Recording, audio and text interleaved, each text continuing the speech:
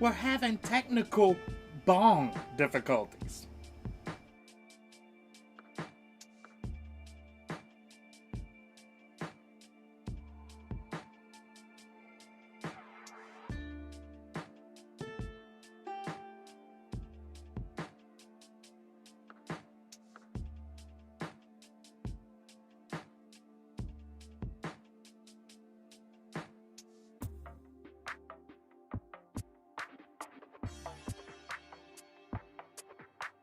Much better.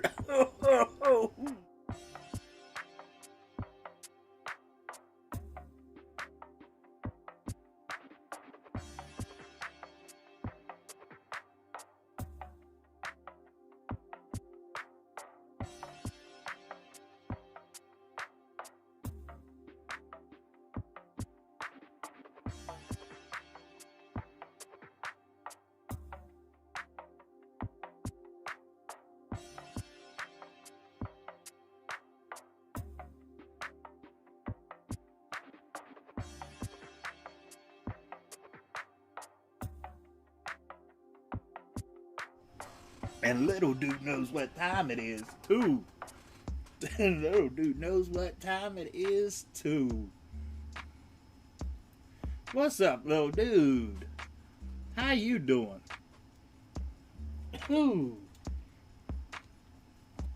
You got a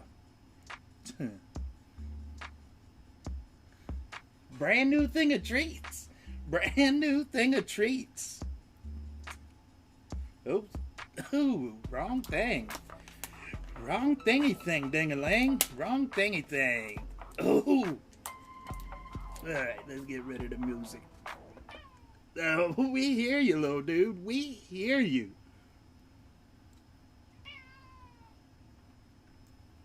You gotta give me a minute. I gotta get it open, little dude. I gotta get it open for you. Because you don't know how to open stuff. I'm working on it. Oh. Shit. You don't want the top. The top does not have treats in it. The top does not have treats on it. Even though it fell on the floor. Yeah, it's coming. You gotta get back up on the shelf, little collectible.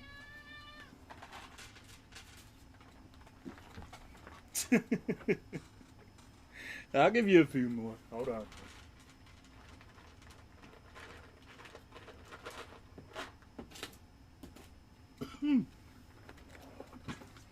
Oh, there you go, little duties. Hey.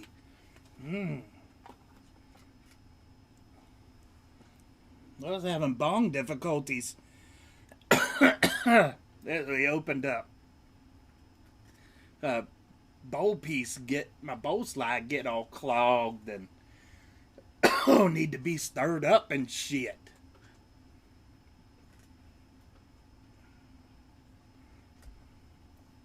Hey, hi.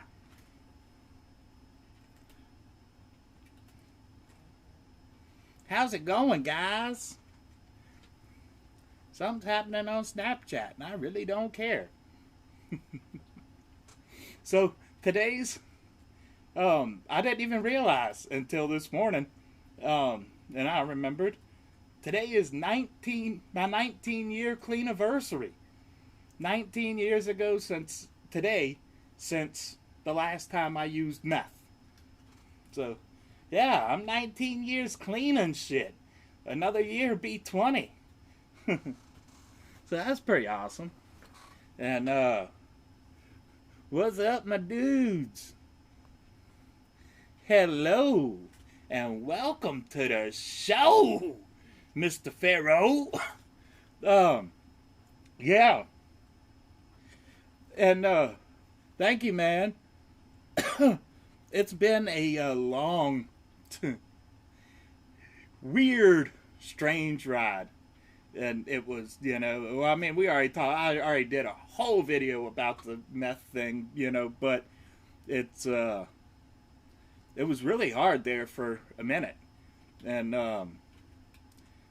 19 years later, um, I have zero cravings and, zero anything. Thank you, my dude. So I don't consider myself an addict anymore. They say, well, once an addict, always an addict. And I say that that's bullshit, because if I could be right, I'll see you later, little dude. If I could be right in front of people that are using or have been using, and I still don't have any cravings, the only cravings I have being around people that are being around tweakers right now that I have is to get away from them. And not because I feel tempted to use meth again, but because it just brings me down. It's just, I find it depressing. It has the opposite effect on me now. It makes me more grounded in my stance to stay clean. So that's awesome. I also got a little bit more reaffirming thing, just a little personal thing. When I saw my ex-girlfriend on Facebook this morning posting some stupid transphobic shit, and like, well, I made the right call to leave that. I won't rant about that, but fuck that shit. I ain't got time for it. Yeah, so we've got a hanging out under my feet, little dude. There is no treats down here. They're still on your shelf. He's like, oh yeah, they are. Shit. You crazy little dude. You my crazy little dude. So, yeah, we've got a lot going on here, and coming up for the month. What's up, my dude? Excuse me. We had the problem with my bong clogging to opening up the live stream, and like now I can't stop coughing from where I got it fixed.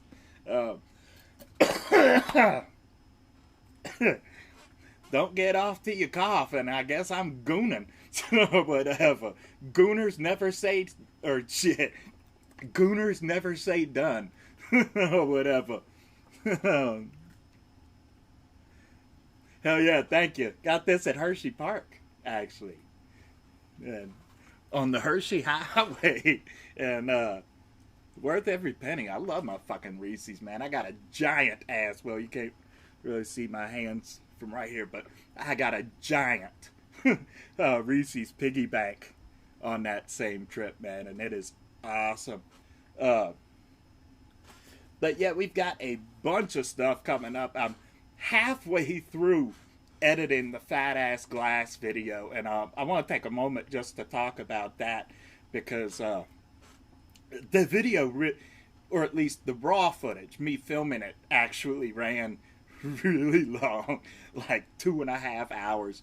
I mean, to be fair, I was unboxing 3 orders from Fat Ass Glass. I placed 4, but one of them was a gift order for Christmas. So I, unboxed 3 orders from Fat Ass Glass, and it was amazeballs, except that UPS fucked me, and I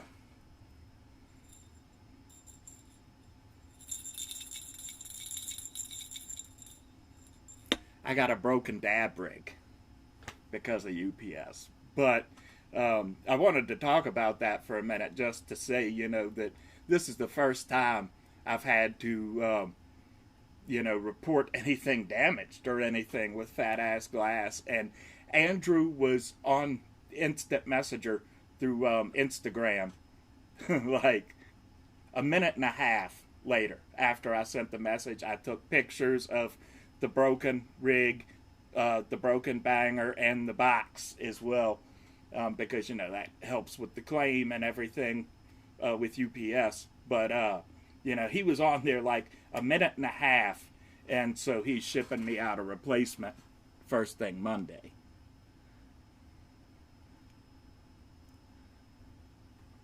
Yeah, for real. Although, to be fair, all of them have given me problems. UPS, I had FedEx when I ordered this video switcher, $1,400 video switcher that I ordered, signature required, and FedEx delivered it at the first building in my complex and just set it right at the. I'm in like one of the last buildings in this campus, whatever you want to call it, of apartment buildings.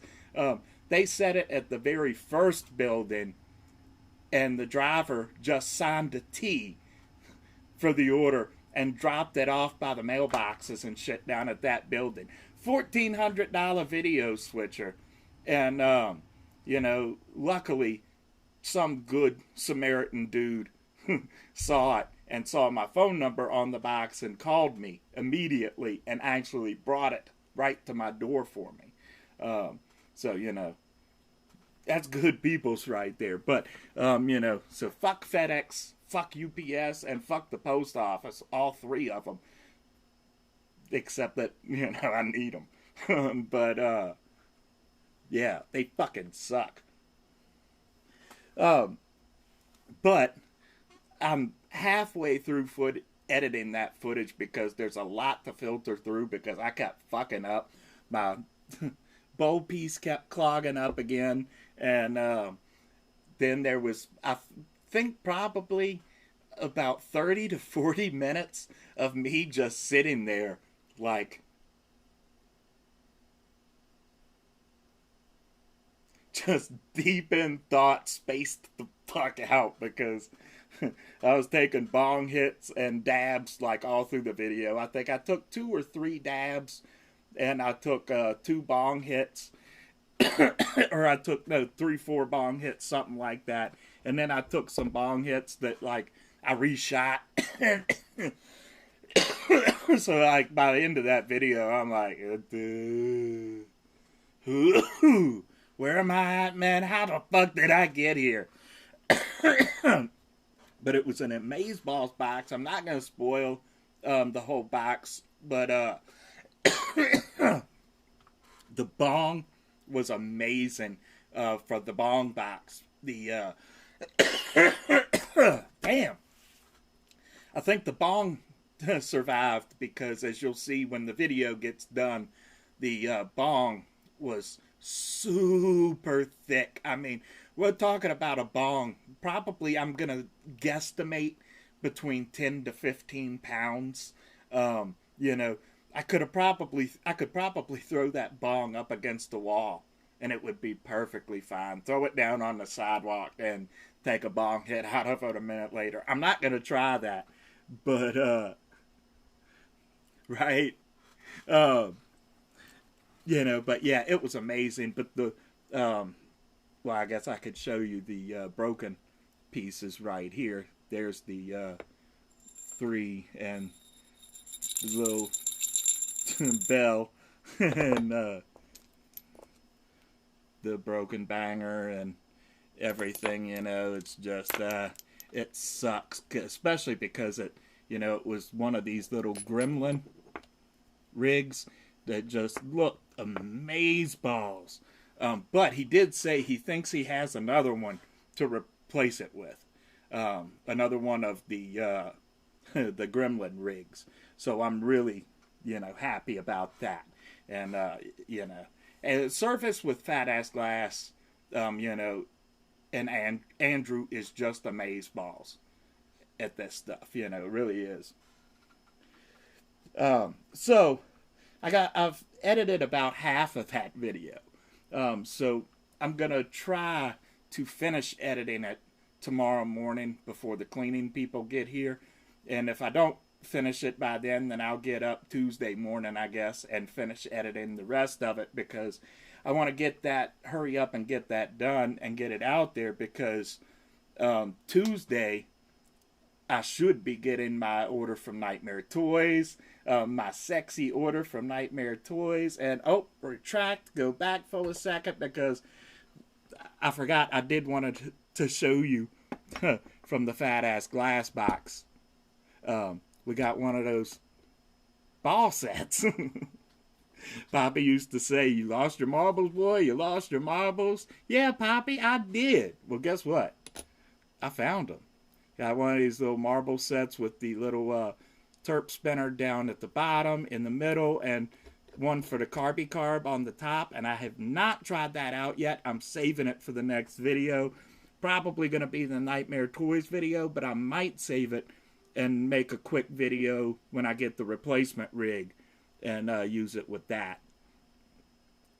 Yeah, ain't it? For real, though.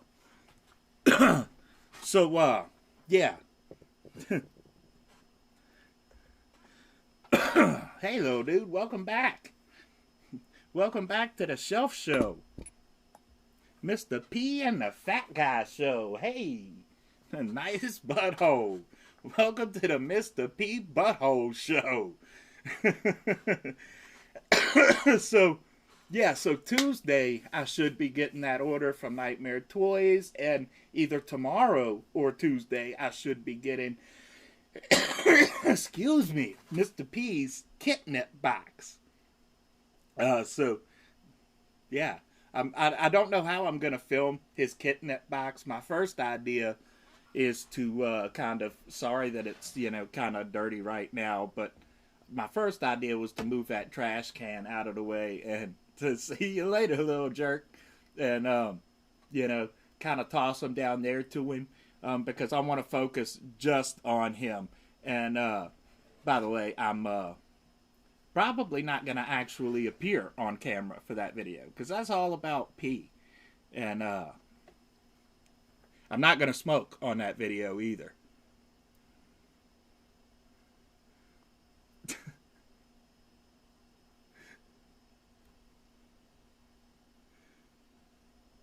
Oh, well.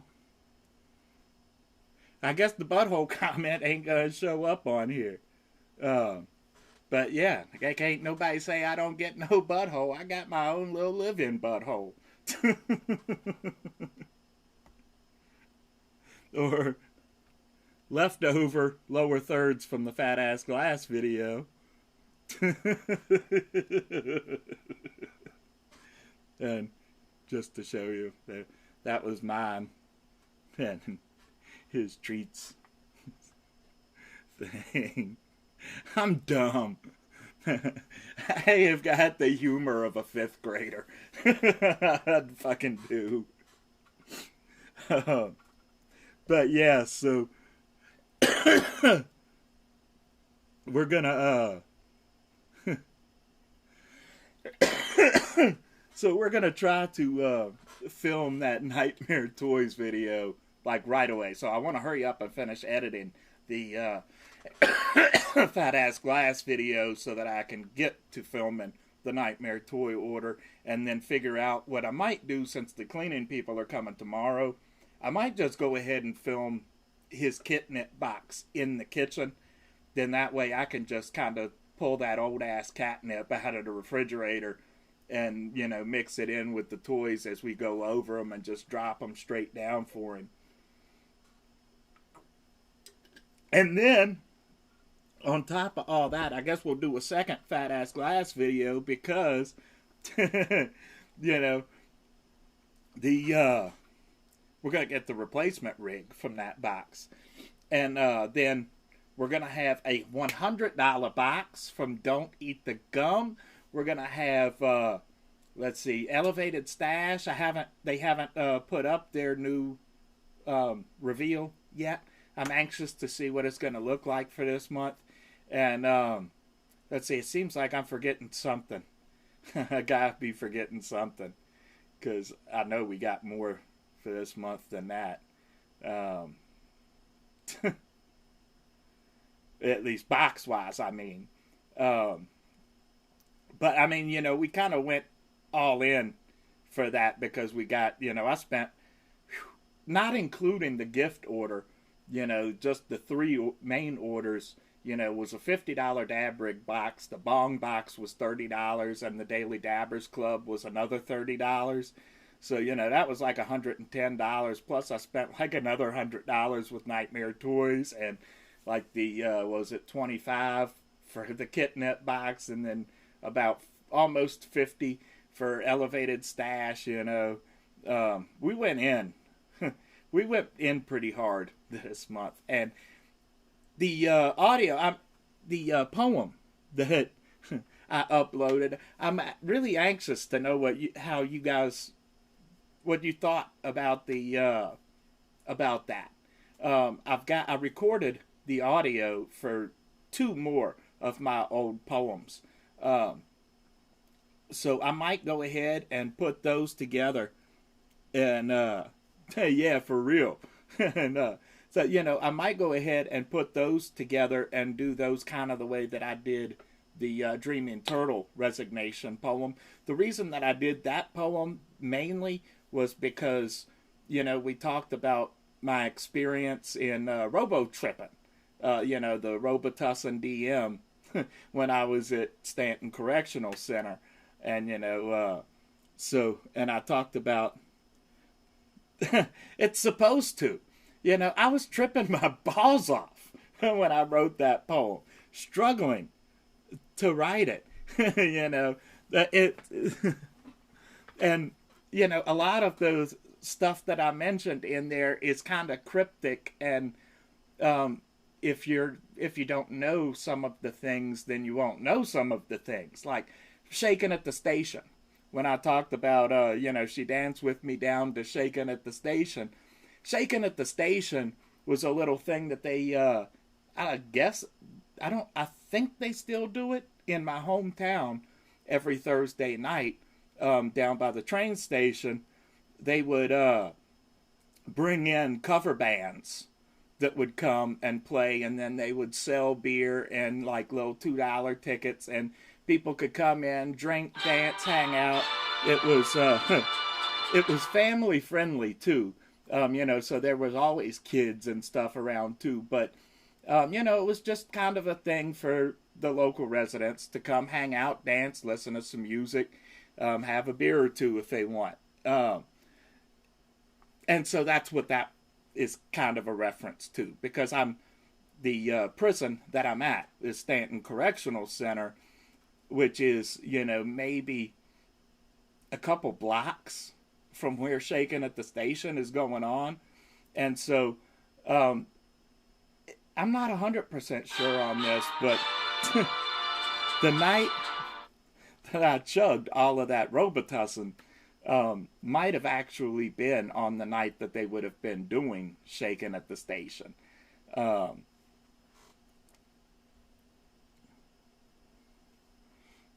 Yeah, and you can't,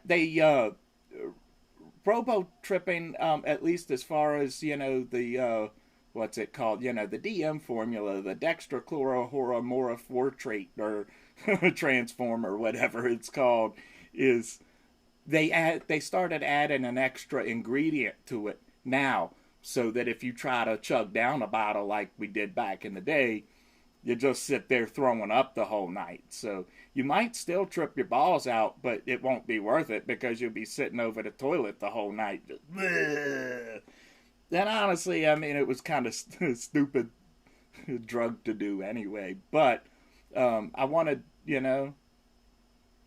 I was always open to a vision quest, and that's what that was. And some of that stuff was kind of meta too, the way that I put it together, because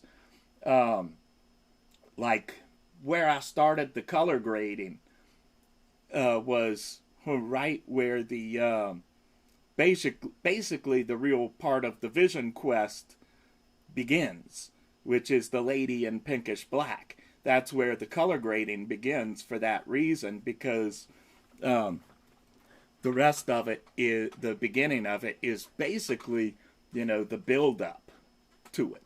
If you've tripped before, you kind of know what I'm talking about, that build up to the subconscious, if that makes sense, before it really hits you. And, yeah, so there was really a lot going on there. So don't be, don't feel stupid for stuff in that going over your head. It's supposed to. But the other poems that I did or recorded was This one also was written while I was at Stanton CC around 2001, called Lethargic. And Lethargic is a straight up angst poem, type of poem. It's dark. Um,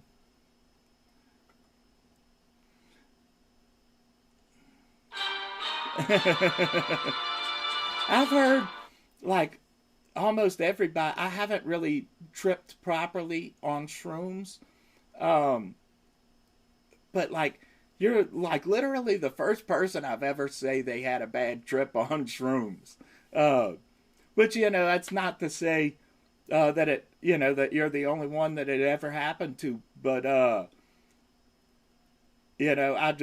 never met a person that had a bad one on shrooms. Like every time I've always been around people that were tripping on shrooms, it was really mostly a like a giggle fest the whole night. Like these motherfuckers would be sitting there giggling about like nothing. Like we were camping out at Poppy Land, which is a strip of land my granddad used to own in Highland County. Anyway, and a fly goes past you, or a mosquito, or something. Look at that fucking mosquito, man.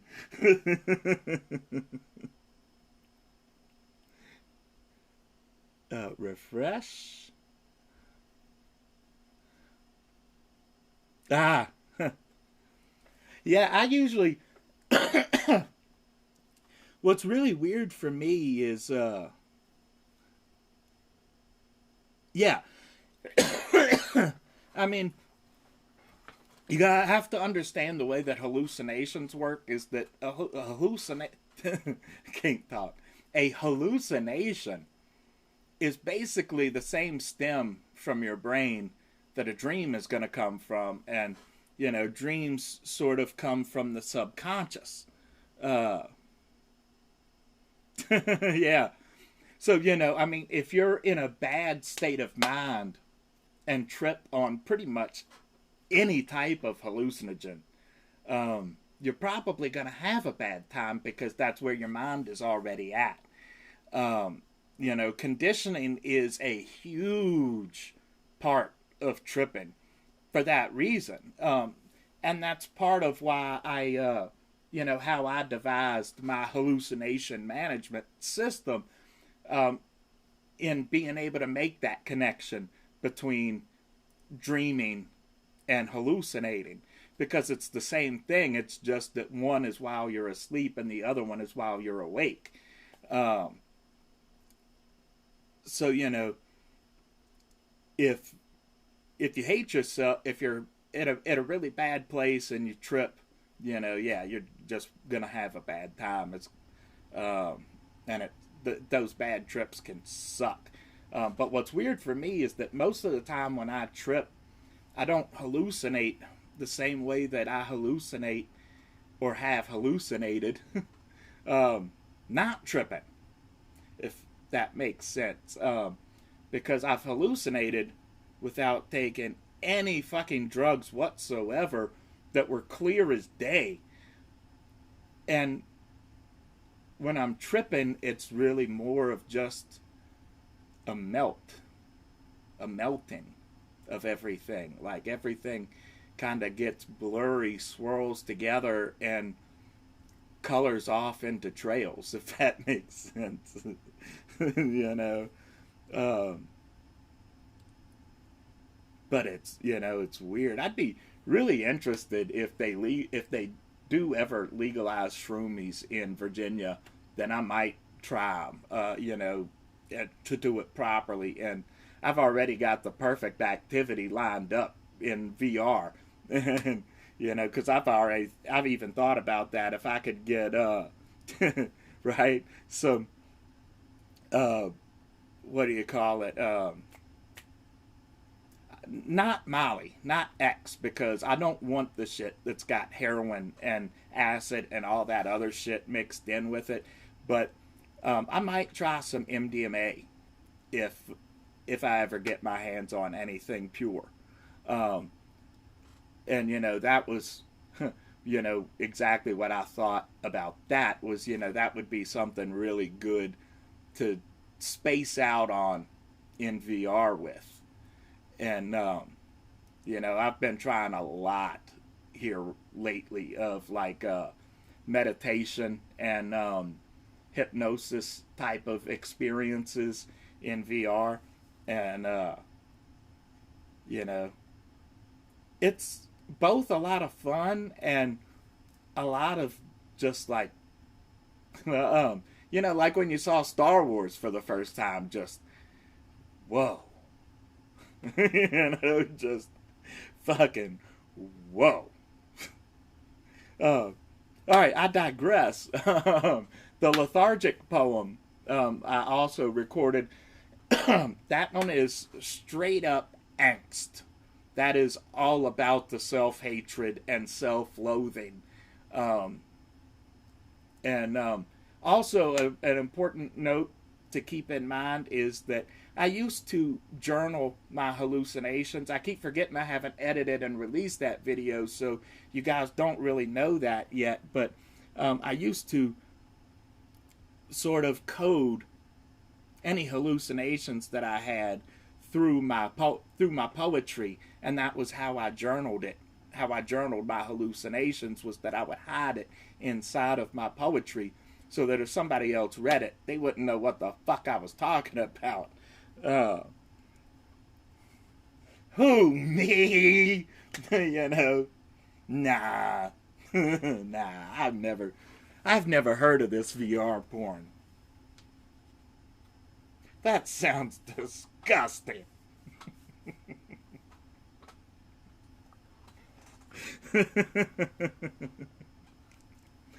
Why, man? Like, seriously? VR porn is amazing. If you find something good in good quality, VR porn is awesome. I saw a couple with Cindy Starfall that just blew my fucking mind. If I can be 100, 100. It was, yeah, that experience was amazing. And there's these little things called, like, in the porn community, I guess, there's this little thing called PMV, which stands for porn music videos. And they've got some of those in VR that, like, just like, whoa, man, that is fucking crazy. And ironically enough, I guess ironically is the right word, that brings me to the third poem that I recorded, because the third poem that I recorded is called The Definition of Sex. And that was something that I wrote, actually I might have still been in Stanton CC when I wrote that one. And that was, I believe, hey, when you use haptic headphones, and once haptic suits and gloves are a real thing that is easy to get your hands on, or hands in, I guess, that's going to take the VR experience to the next level. And straight up, porn is the innovator of everything. VHS wouldn't have been nearly what it became without porn to drive that innovation. And the same thing for VR. 100% honesty, porn drove the fuck out of that innovation. But yeah, so the definition of sex was one of my first not really my first attempt at writing an erotic poem. But I felt like it was one of my better attempts at writing an erotic poem. And it was, yeah, a little, but the poetry is a little bit more to my serious side. But it was 3 different types of poems, so I just thought I'd go ahead and, did you just say porn is goon? Oh, no. God. Well, I mean, that's sort of the same thing as saying porn is goon. Or goon is God or something. I don't know. I don't know what the fuck I'm talking about, little man. But you special. and but yeah, so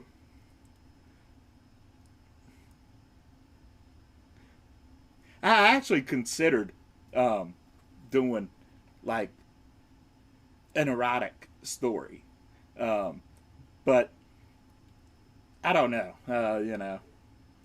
That's going to be a wait and see thing.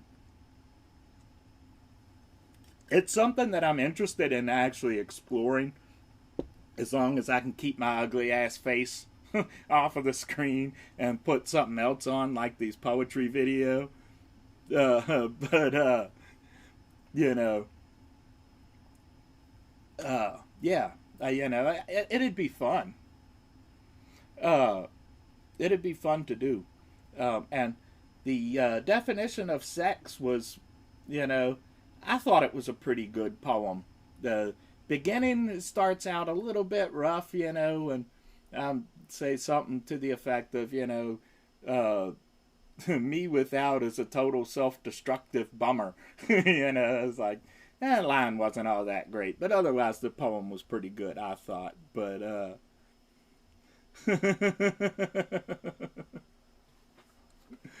oh, whatever, you know. Uh, I feel bad for your eyeballs, but thank you.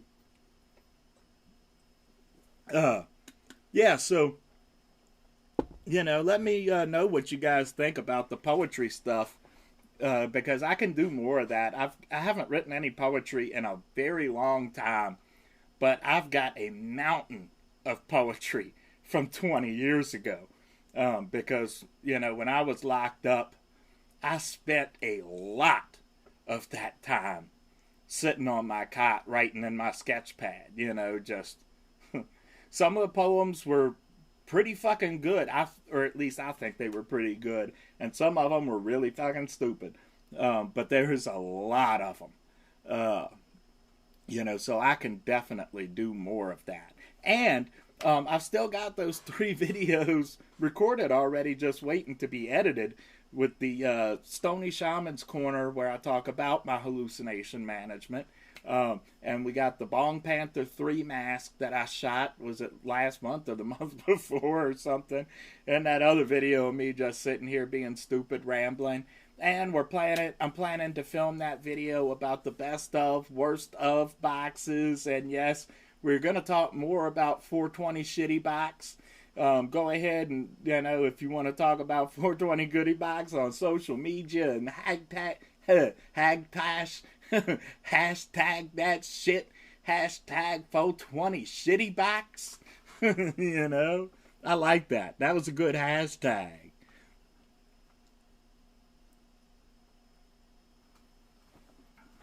Yeah, that was another thing that I spent a lot of time writing, was my song lyrics.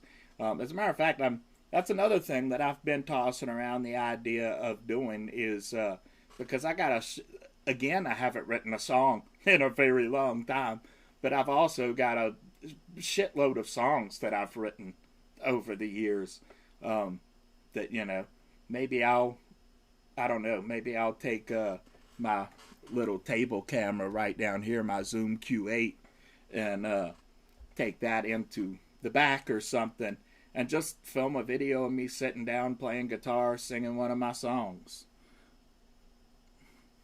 Right? Hashtag 420 shitty box.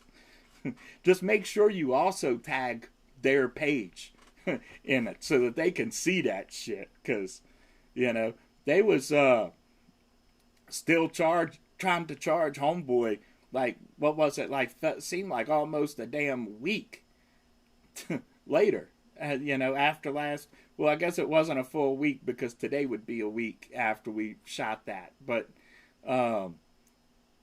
there's no good excuse for that, and then to find out that they did it to other people too, fuck 420 goodie box. I'm not a hater, but, if thought about doing that too. I actually can 100%. And we'll talk more about that later. But you know, I will talk mad shit on any company or any person I see out there defrauding the public and defrauding the consumer and transphobia, homophobia, all of that shit. I will call that fucking shit out too. Just 100, 100. Right? Or a big metal spike. But, you know, I'm in my feelings on a lot of that shit. And I take human rights, consumer safety, worker safety, all of that shit I take extremely seriously and personally. You know, so, right? Yeah, and not in the good way either. Not in the good way. Not like an old-fashioned hickey on the side of the neck, you know? Like, whatever happened to that kind of sucking? Fuck, man. Yeah, matter of fact, I was about to call out and, you know, say some really, you know, come out 100, 100. You know, I saw that shit my ex was posting on Facebook this morning. I'm like, nah, you know. Choose your battles, but, you know, you've got to be kidding me.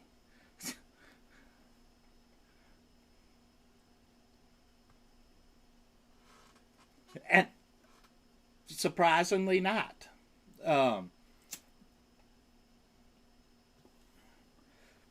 As a matter of fact, you know, even with me not being gay, I boycotted. Well, I guess boycott isn't a fair word, but, you know, as long as there was a debate and they weren't going to let gay people get married, I wasn't going to get married either. I was engaged once, and we're going to have to actually talk about that here in a minute because I'll give it a few minutes, but you know, so we'll get to that. The one time that I was engaged, but my ex-girlfriend, the one that I'm obviously really glad that I didn't fucking marry, but she wanted to get married, and if gay people weren't allowed to get married, then why should I be allowed to get married?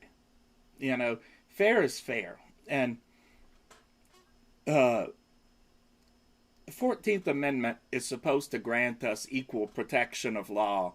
And how do we have the same equal protection of law if we don't all have the same rights? It's just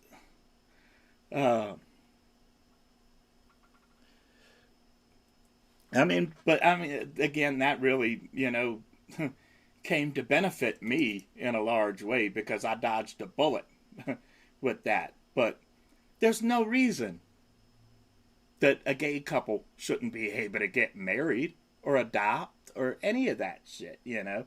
That's like the meme that I posted on Facebook a while back, you know. Are we trying to normalize homosexuality? Yes, we are. Why are we doing it? Because it's normal.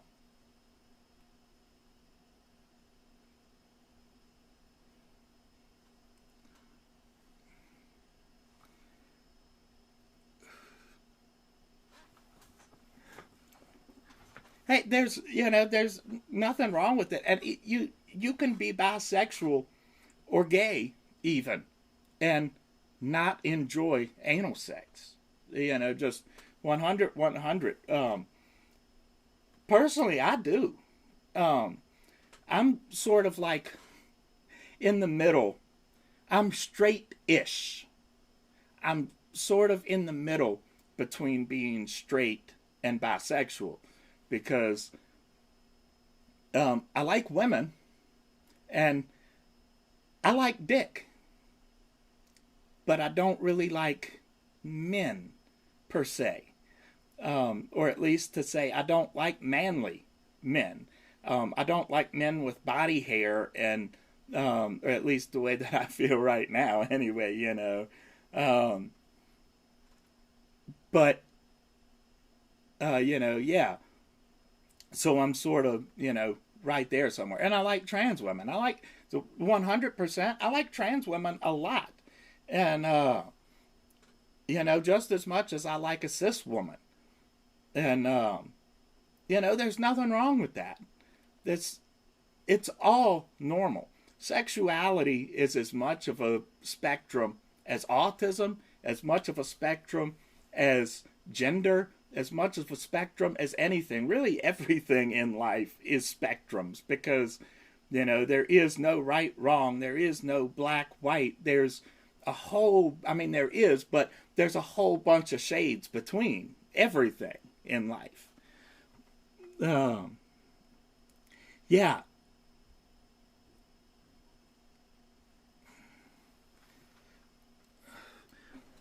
Well, see, that's kind of the opposite of around here, except that it's the same as, this is very much a church going area and a very repressed area based on that. And I don't understand it as somebody, I'm not a Christian, but, I do know the Bible, okay? And I know, Jesus' teachings and everything. Absolutely, baby. Absolutely. I can think of a few to be 100, that I look at quite a lot, like on Twitter. What's her name? Well, she's not technically trans. She identifies more as a femboy. I know I probably shouldn't say that word because I'm a cis dude. But, that's how she identifies. Anyway, she goes by Trappy Chan, and she is awesome. Like, I follow her posts, and she's always posting good shit, even when she's not posting a sexy picture or something like that. She's a trip. And, I respect that, and I also happen to like to look. As a matter of fact, when I'm perving out on somebody's Twitter or even Pornhub or something that far or OnlyFans, whatever, the thing that turns me off from somebody quicker than anything is certain types of attitude and behaviors and things, that disgust me. Behaviors and attitudes disgust me quicker than skin blemishes and, things like that. 100. But anyway, yeah. There's a lot. And there's a lot of really gorgeous men that fall into that femme category, I guess. I'll just leave it at that because they don't really identify as women, but they're very, very feminine. And, I dig that. 100.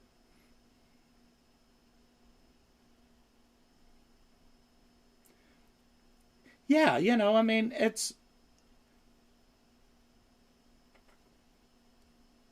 Oh, well, this comment's not coming up, so I gotta read it over here.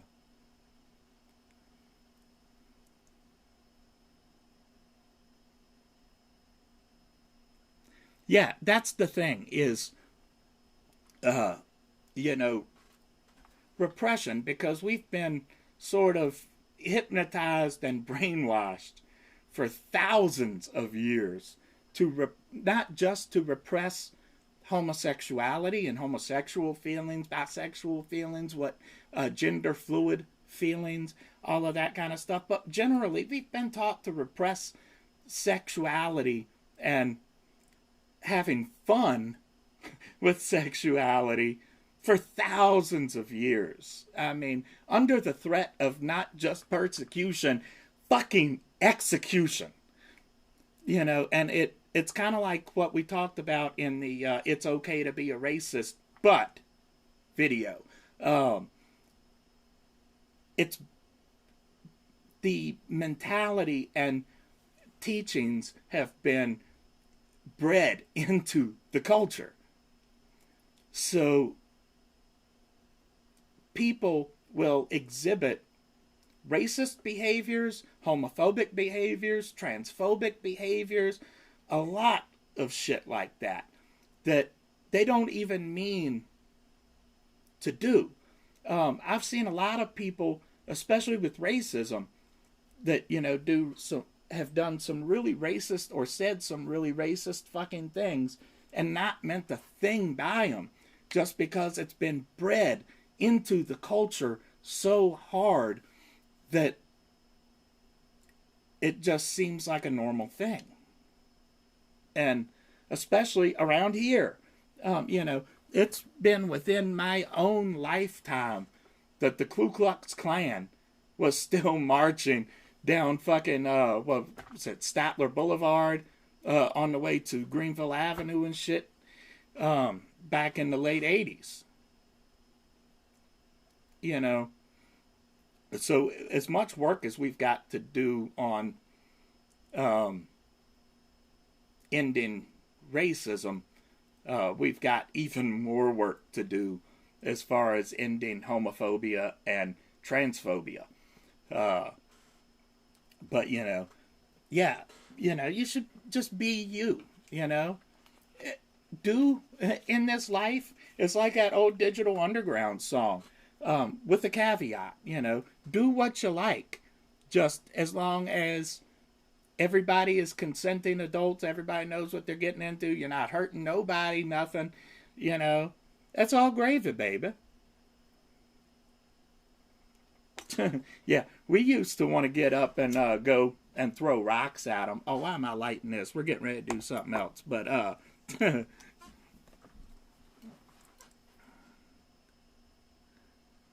shit.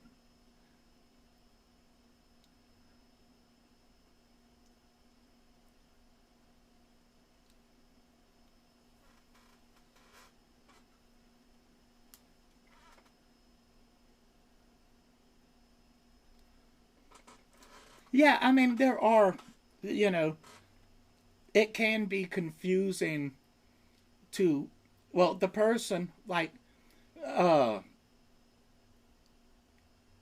you know, the person who's been taught to, who has those feelings and been taught to repress those feelings, it's really confusing for them. And then it can be confusing for the people around them too, because,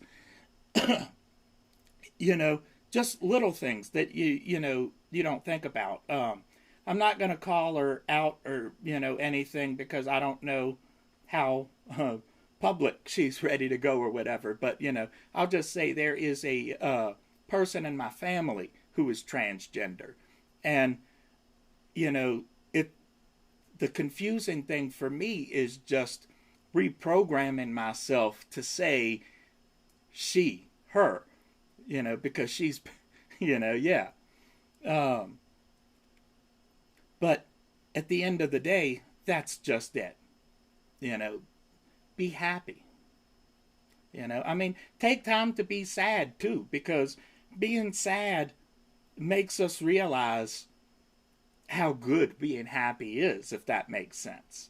It's a little balance on that wheel. But, and this has been your weekly therapy session with Dr. Fatty. Or whatever. So, yeah, we've got a lot. I'm going to digress now and just say we've got a lot of mega stuff coming up this month on the channel, because I really need to talk about my homie and tell you a little bit of a story. So first, I'm going to show off. We got some pre-rolls from Greenleaf. So we got some cheese. We got some cheese. And we're going to smoke one of these as I tell you about this. Whoa, if I can get one out. If I can get one out. It's cheese too.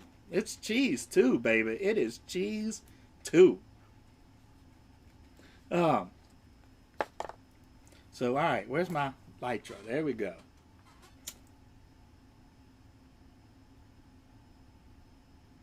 Let's see how this cheese be. So I'm gonna pre-warn you. I hope that some of the things in this story, I hope that people don't think less of me because there are things in the past and there are things that I regret and things that I learned from in this story. But I did something pretty bad in this story, so I want to preface that. Um, and the story gets a little bit scary. So, ooh, baby. So the year is 1997, and I'm just got engaged to my girlfriend at the time. Again, the only girl I've ever been engaged to, and I'm not gonna say the only girl I've ever been with that I could imagine myself having spent the rest of my life with. Um, but I don't know really if there's been one since. Uh,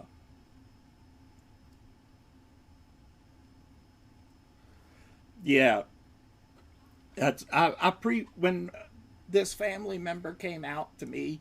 That was one of the first things I said. Well, after congratulations, I'm happy for you, blah blah blah. But just pre-forgive me if I misgender you as you're coming out, just because it's not out of spite or anything like that. It's just out of me getting adjusted to the change in pronouns, because I've known this person literally my entire life. And I'm an oldish dude. I'm getting ready to turn 44 in a few months. Um, so yeah, the year is 1997. I proposed to my girlfriend on Valentine's Day, and I go to a party, and the dude that I'm about to tell you about in this story, keep in mind that he is not only best friends with my fiance's sister, but really their whole family. He's friends with the whole family. Um, Again, preface. So we're at this party, drinking up. Thank you, man. Still got till April, but thank you. Um, so yeah, we're drinking, partying, having a good time, and my hormones aren't completely checked at this time. And, just 100, 100. I get drunk. I'm not going to make any excuses because, I could make a few excuses, but I'm not going to, because at the end of the day, I'm responsible for my actions. I fucked up a great thing, and I deserve all of the shit sandwich that I would end up having to eat after this whole story.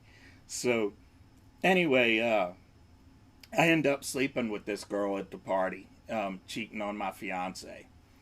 Uh,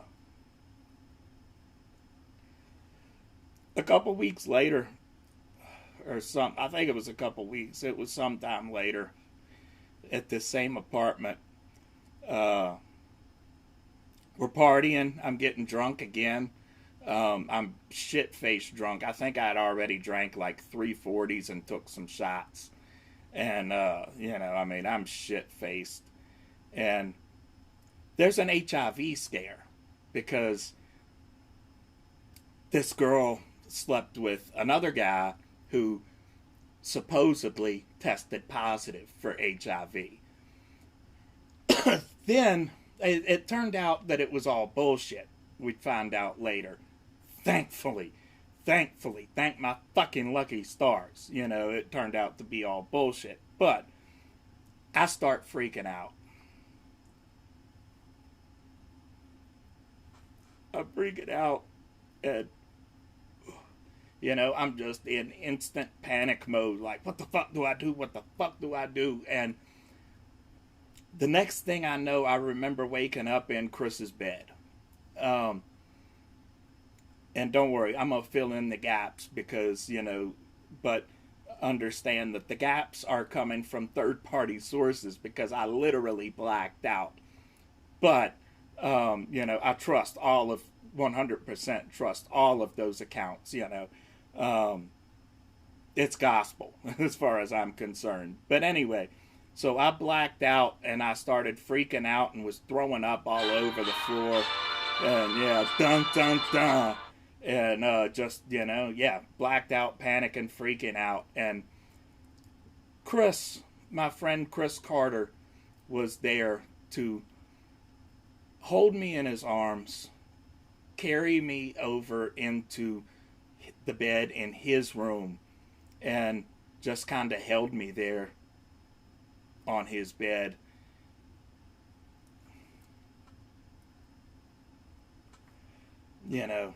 Holding over me until I came to. And I remember waking up and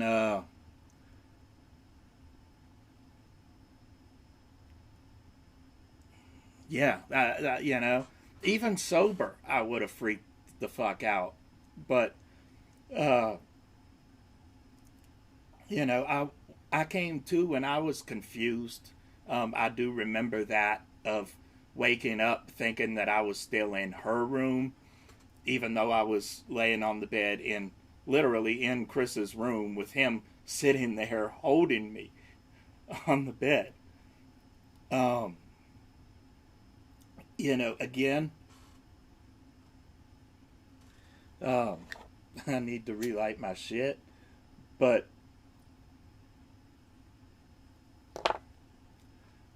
I am fully responsible for every action that I took, and the fact that I lost her, or not the girl that I cheated, but my fiance, the fact that I lost her because of my actions, there are no other excuses other than my own actions. I did all of that shit. I made that shit sandwich and I ate it.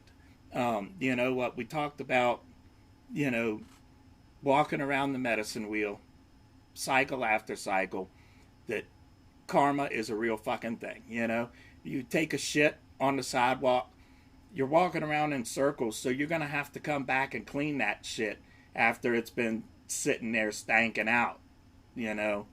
Um, but at any rate, we're not. My mistakes are my mistakes, and that's not why I'm telling you this story.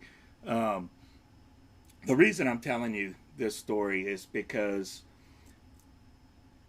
Chris Carter was one of the most real men. He was, if it comes back, the biggest man that I'd ever met. He was what a real man looks like. He held no judgment to me for the shit sandwich that I was sitting in there eating, and sat there and comforted me and held me over. The first time that I met this dude, invited me in and accepted me for the person that I am and didn't expect anything else from me. And he passed away a couple days ago. And, I had only talked to him recently, really a handful of times, but, he was just always a true friend and a person that I deeply admired and looked up to. All of those gay men that were ready to get married, as we are talking about earlier, and them legalizing gay marriage, whose fathers refused to be there, and, you know, shit like that. Chris was ready to step up and be their dad. You know? I'm sorry, you know, break down on a live stream like this. I really am, but you know, I just want to say this, and I want to say it publicly. You know, you were a real man, and the world is a much fucking better place for you. And I thank you. And we're gonna fucking miss you, brother. Thank you.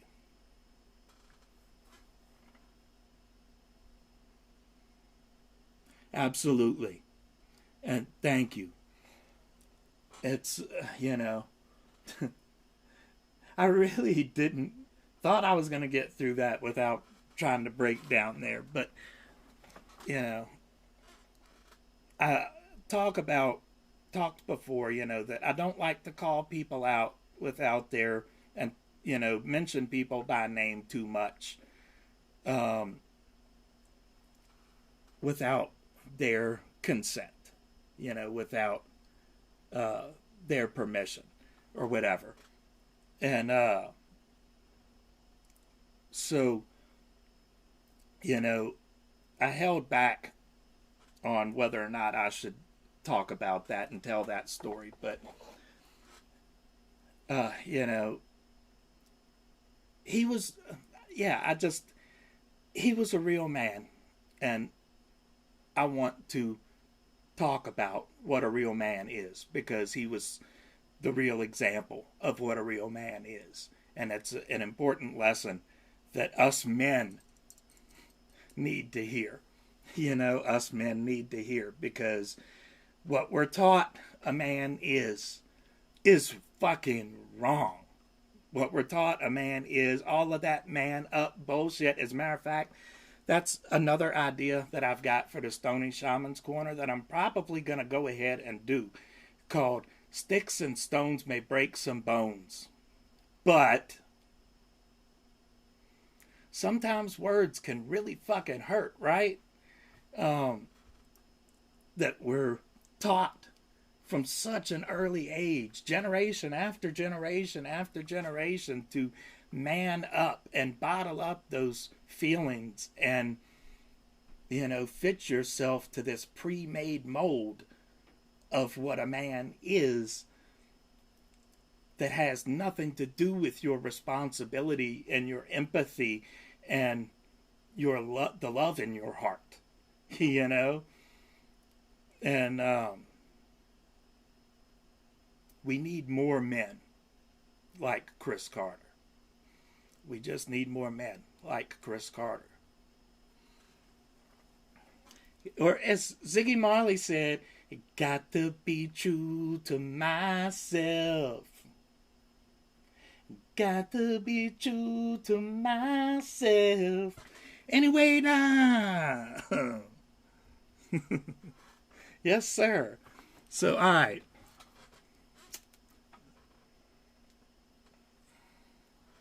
Let's finish this doobie up.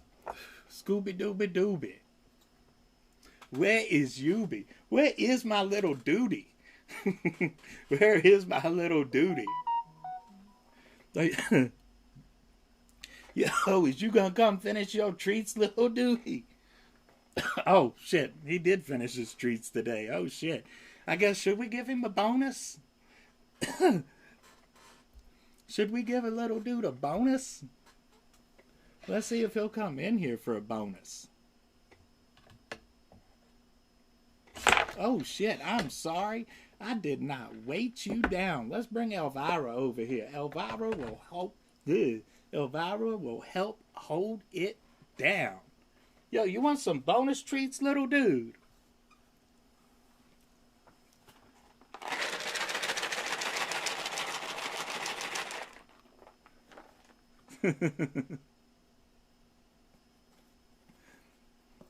Yeah.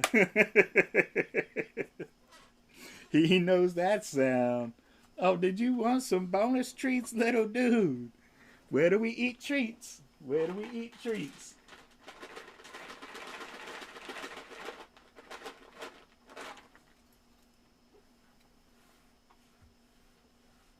Go eat those treats, little dude.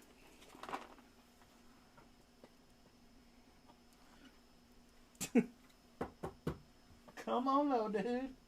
You know I'm not giving them to you on the floor. Where do we eat treats?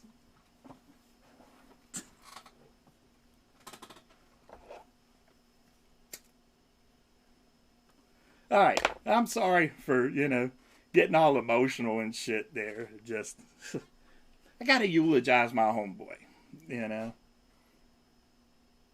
Get on up, little dude.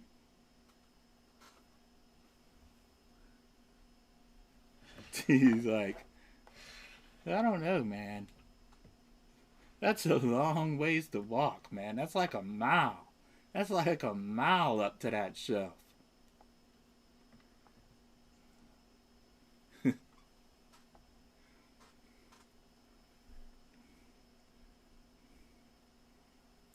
Hell yeah, man. Cheers.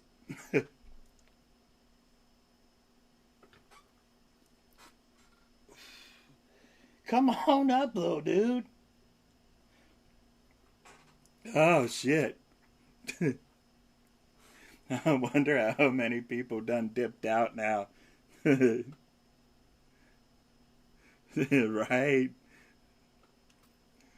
That's like me having to get up and use the bathroom in the middle of the night. I'm like, man, that's like 15 feet to the bathroom, man. Jesus. What is that, like, 100 kilometers or some shit? I might have a stroke trying to walk that far.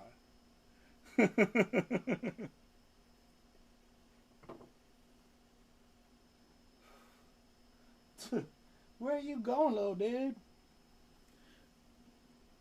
What are you doing under my feet? Our little dude is chilling down here under my feet for some reason.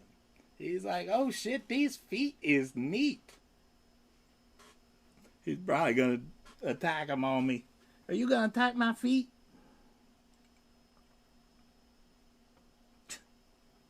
Can I pick you up, little dude? Are you gonna let me pick you up this time? He's like, no, no, no, no, no, no, no. No pixies upsies.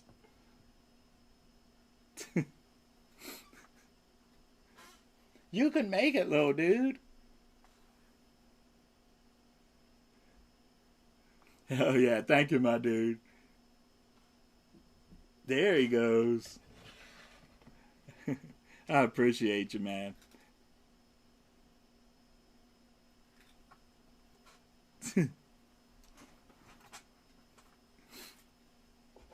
Crunchy, crunch, crunch, crunch. Pardon me for a second while I get my ciggy lit.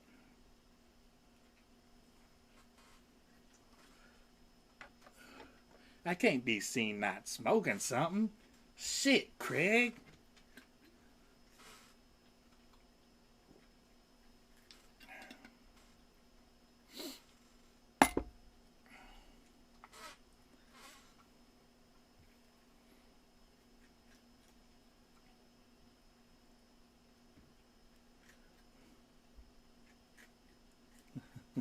Oh shit, I hit the wrong thing again. I don't know what the fuck I'm even doing. I'm getting ready to sit here and start spacing out like I did shooting that fat ass glass video. Just sit here for 30 minutes.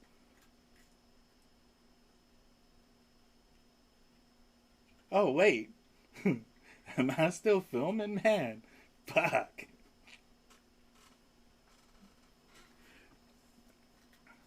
But, let's see, what time do we got? Alright.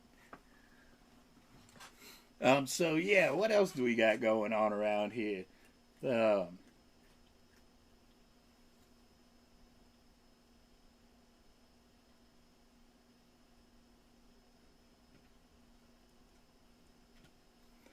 Cheers, my dude.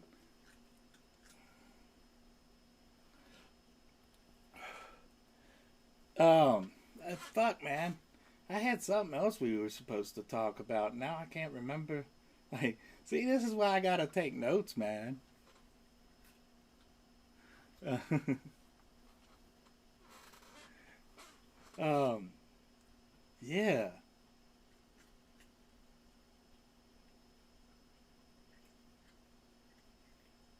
Oh, I'm still filming. uh, so what's up? What else is going on in the world? What should we talk about? It got cold. It got cold outside. I don't like it when it's cold. Uh, I need a fucking porch. See you later, old dude. He's like, I don't even know what the fuck this dude is talking about. I am out of here. Oh, you think about going to the window. I see you. Always gonna eat your treats and roll out. But yeah,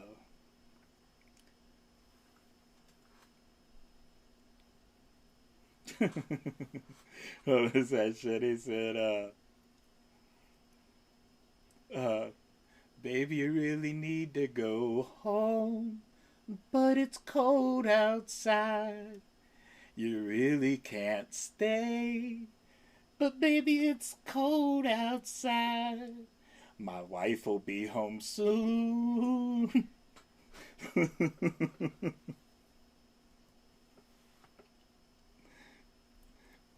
That's the real version of that shit. uh, and yeah, so the rest of this month is lots of stuff coming. Uh, and yeah, so I'm thinking about doing another Stoney Shaman's Corner. We'll talk about the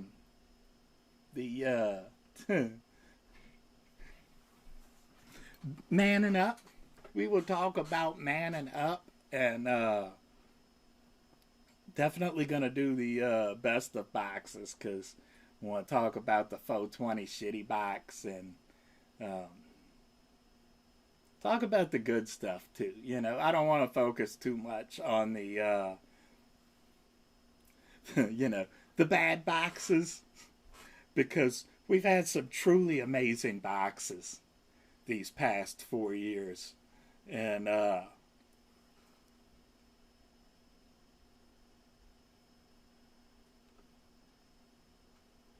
thank you. Yeah,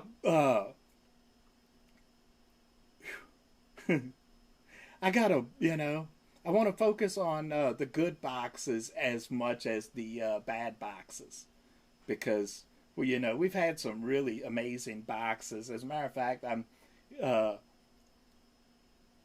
gonna show off a few things that I got from Don't Eat the Gum inside of the Don't Eat the Gum video uh, because, you know, I just want to show off some of the awesomeness that we got. I want to, you know, I'm going to add in basically my favorite three items probably that we got from Don't Eat the Gum. And you may or may not be surprised by which ones they are. I'll spoil one because it's the biggest one and you'd probably expect it if you've seen all of those videos. But uh, my favorite thing that we got from Don't Eat the Gum was that signed first edition of The Keep by F. Paul Wilson. Because that was, um, you know, I was having a hard time finding a physical copy of that book. And it was just something that I don't read that often, but it was, you know, The Keep is one of those stories, both the book and the movie, that, you know, because the book and the movie are a lot different, but it's a story that just kind of weirdly fascinates me, you know. So I was looking for a physical copy of that book, and I mentioned that in one of the orders that I placed was that, um, you know, that was kind of a long shot, but if he happened to come across a cheap copy or something somewhere, I'd love to have a copy, paperback. It don't fucking matter. He found me a signed first edition of The Keep by F. Paul Wilson. You know, that is the one of the most amazeballs things that's ever happened in my life. 100, 100, Uh, that's, that was even, honestly, that even meant more to me than these autographed Kane Hodder masks, which I'm going to show off in the Nightmare Toys video too. But right? You know, but the fact that there's, I love these Kane Hodder masks too. Um, but, it's just the thing with the Keep is that that's not the type of thing that you're going to find in a wholesale kind of thing. I mean, unless you're buying a lot of, like certain quantities of this thing, certain quantities of these things, and then, oh, this one of this thing and this one of that thing that we happen to have. So I don't know if, he got it from like something like that or if he got it at a convention, but either way, that's not the kind of thing that, you're going to get a whole bunch of, and send out to a bunch of people because, uh, yeah,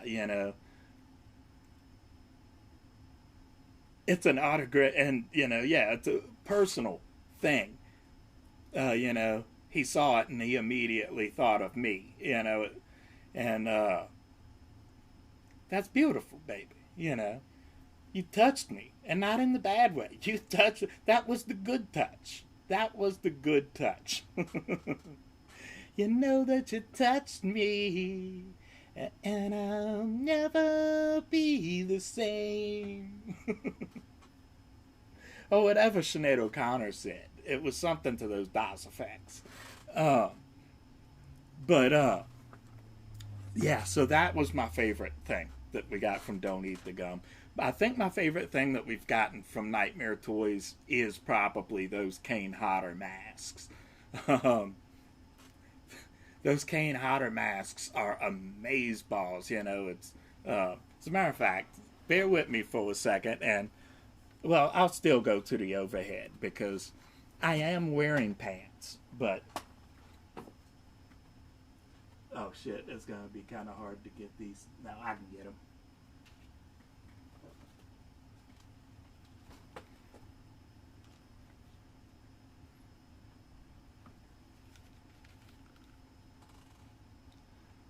Part 8.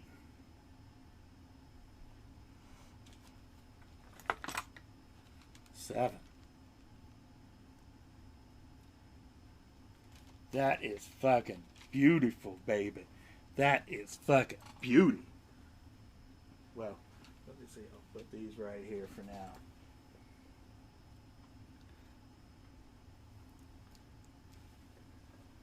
And yeah, it really is. And the same is true in my experience with Fat Ass Glass. Um, Fat Ass Glass really feels like the alter genre or whatever of mystery boxes. It's like Don't Eat the Gum kind of, but for smoking supplies.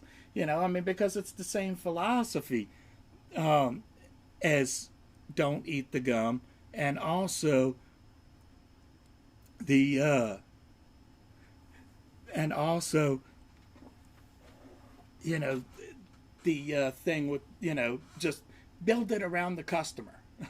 Build it around the customer, and it happens that they're both like just good, cool dudes, and if you're happy, they're happy because you know everybody's happy. If you're happy, you're buying boxes, right? So you're buying boxes and they're building it around you instead of what everybody else thinks that you're going to want. And it makes it easier, really, for them because, as Andrew said in the comment on the previous video, because it makes it easy to give the customer what they want if they just tell you what they want, and give the people what they want. And, it's just fucking awesome.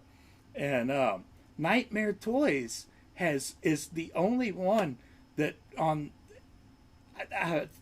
pretty sure Nightmare Toys is going to be the only company on the entire list that is not actually mystery boxes.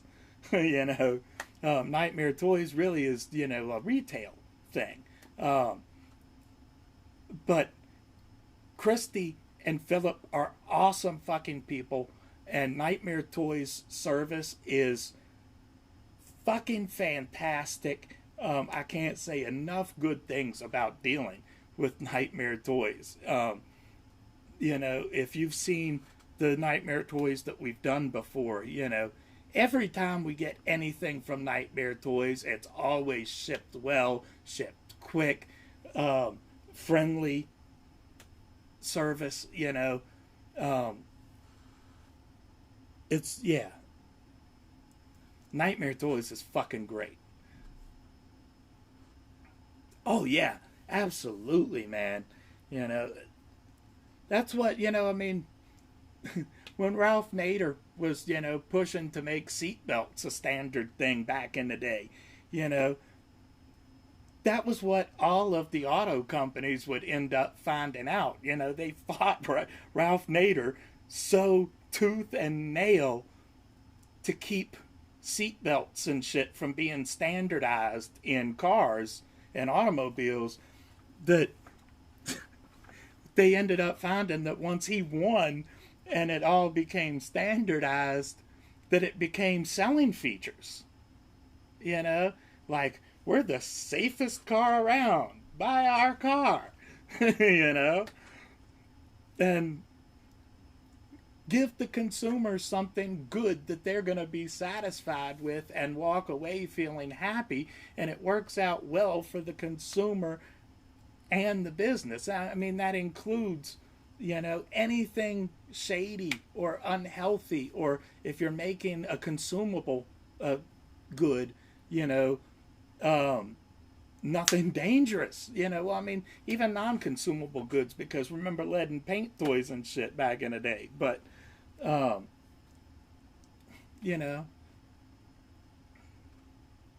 treat the consumer good, and the consumer will treat you good if they can, and, they get it. 420 Shitty Box does not.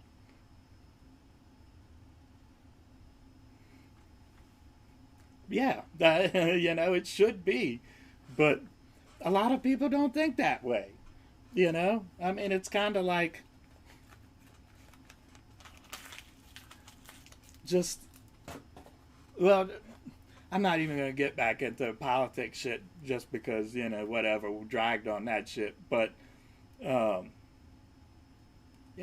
just, it should be common sense. But, I literally sat there and watched people on fucking Facebook, on a goddamn news station's post, throw fucking temper tantrums over, was it Kellogg's cereal, offering a mixed cereal pack that you could buy and mix the cereals together, except that it didn't come already mixed up. It came in like 4 individual bags.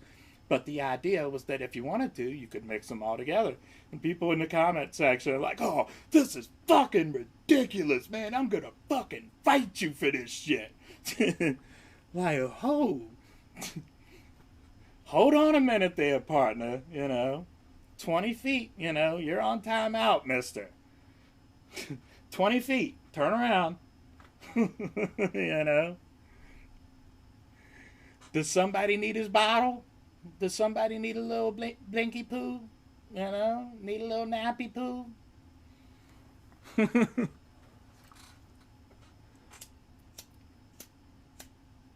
Oh, shit.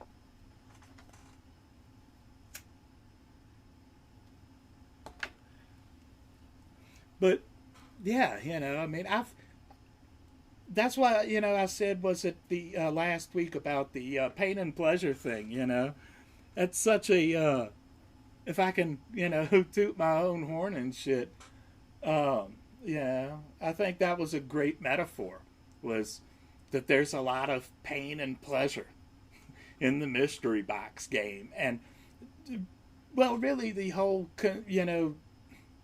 consumer game in general. But,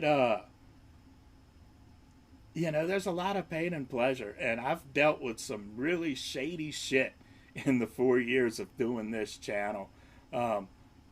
And I've dealt with some absolutely phenomenal service at the same time. But there was more, way more of the shitty service. And, 420 shitty box is really, they're just the beginning of that. The one thing I give 420 goodie box is that they actually, for being on the dishonorable mentions list anyway, at least they did deliver a physical product. That's the only thing I'm going to give them at this point. That's the only thing that I'm going to give them, is that they at least delivered a physical product. But when it comes to the horror blocks and the terror treasures and the big old boxes of nothings, no, absolutely not. And, I will say in at least one of those instances, I don't, or I should say, I do believe them, or at least I believe their excuse over why it happened, that they started basically ripping people off. But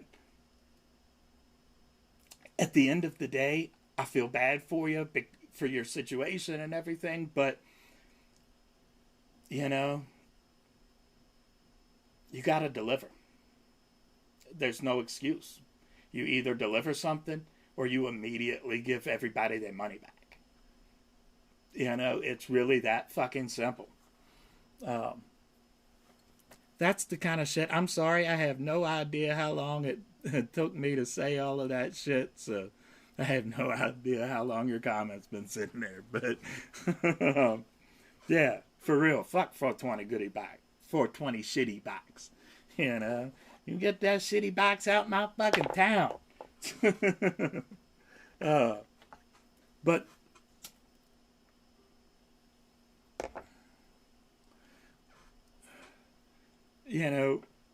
I know a lot of people will think that I'm too pushy or whatever about consumer rights and, all of that shit. But I don't think I'm unreasonable about any of that shit, for the same reason that I'm boycotting the WWE right now. I will literally watch the, what's it called, the Juggalo Championship Wrestling. I will easily, right now, watch that before I'm going to watch the fucking WWE. You don't have to follow my cause if you don't want to and shit, but, I feel strongly about that shit. In the case of WWE, the biggest thing is that you don't leave your workers stranded at the fucking tarmac to be held hostage by the fucking Saudi royal family while you fly home on your private jet and then go back a year later to do another fucking show. That ain't got no flow. Hot to flow, baby. Hot to flow. Yeah, AEW does got it going on. People talk shit, and, understand I'm not an AEW mark either. I love wrestling. WWE has ruined wrestling mostly because of my passion for consumer ethics. And worker ethics. how the fuck do you hire somebody as an independent contractor and then not give them any of the rights that an independent contractor has? How does Chris Benoit take concussion after concussion for all those years without a serious number of CT scans and evidence to point toward CTE and brain damage? You know, um, Vince is the billionaire. You know, that whole corporation gimmick back in the day, that wasn't just a fucking gimmick. That is Vince. Um, and I hate to see it because, you know, I remember watching wrestling as a kid. And sorry if this gets a little emotional again and shit, but, you know, I remember sitting there watching Andre the Giant when I was a kid. And I was way too young to understand what Andre was living with, what he was going through, why what was happening. But I could tell at WrestleMania 3, you know, I didn't really notice much except that, you know, he seemed really, really stiff. But that was some of my earliest exposure to him, too. But by the time, you know, he finally left the company, which is literally like a couple years later, you know, he's walking with a cane and you can tell he can barely move on his own at all. And they're still pushing him down the road. And, you know, the what's the WWE tour schedule is like something like 300 days out of the year or something. And I know that Andre wanted to stay in the business and everything, you know, but there came a point where, you know, as an employer, for somebody who's given you their body that much, and you don't take the responsibility of saying, you know, no, we're going to pull you from the card because you need to go home and rest. And, you know, I'll give him credit for years later coming up with the Legends contracts, because even though he did it completely wrong, you know, the Legends contract was a good concept, a good idea.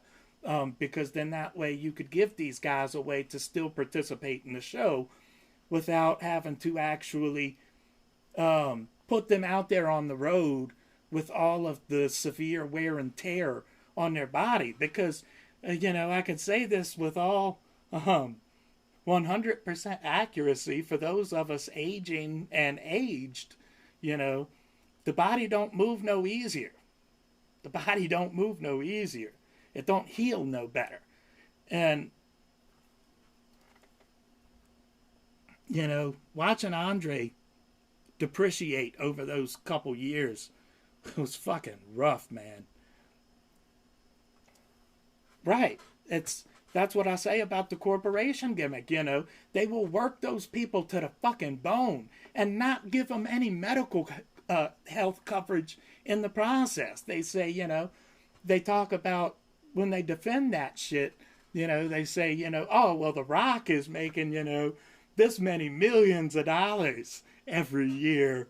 And, you know, he can afford to go buy his own medical insurance, you know.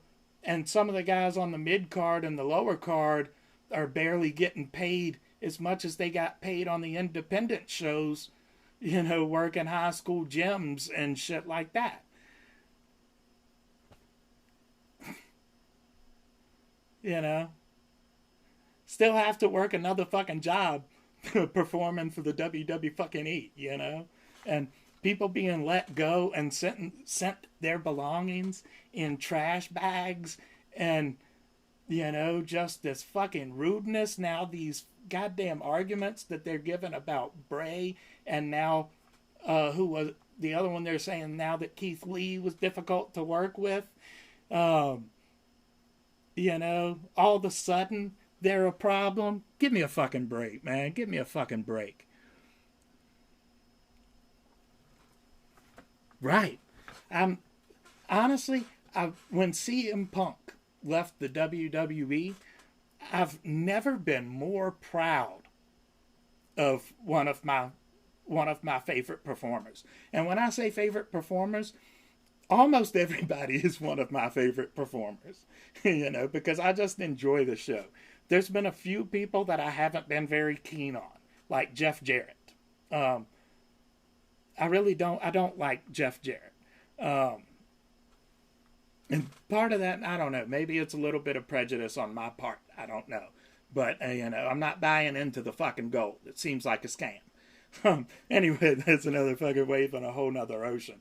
But, I was never prouder as a fan to watch one of my performers walk away because of the shit that they were putting him through, And that everything he fucking said is true.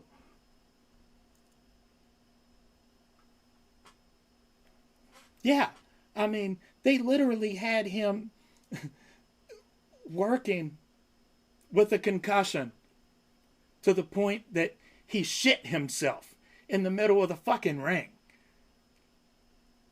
I'm sorry if that got a little angry for a second, but I'm that passionate about that shit. That shit ain't right. That shit is not right.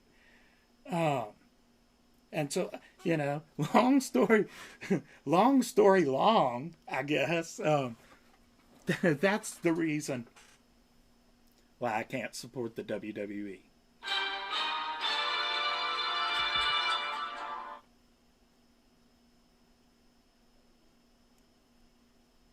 Oh.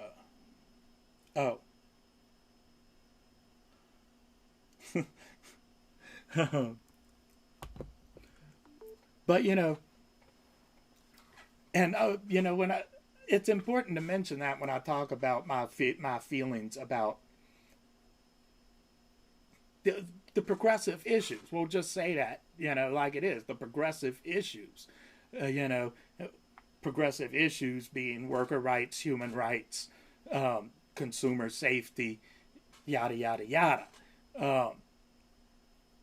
Sensible regulation, not over-regulation to the point of, requiring companies to check for 183 different types of pesticides when there's only 53 different types of tests. But you definitely don't want salmonella in your chicken, am I right?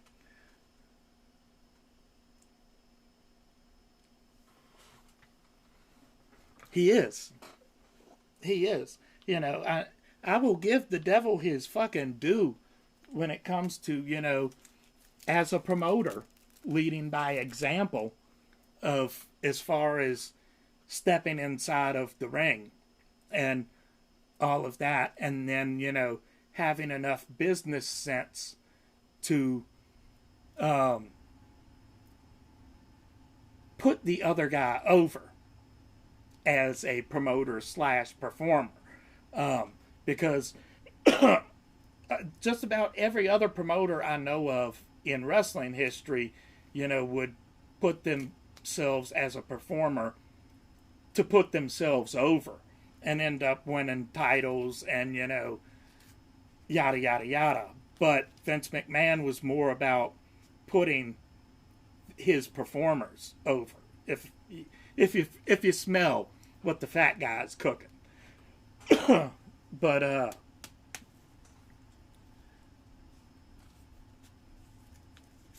But that's not enough either, because in the words of Stan Marsh, come on, people now. People are for people now. Hybrids are people driving people now. People,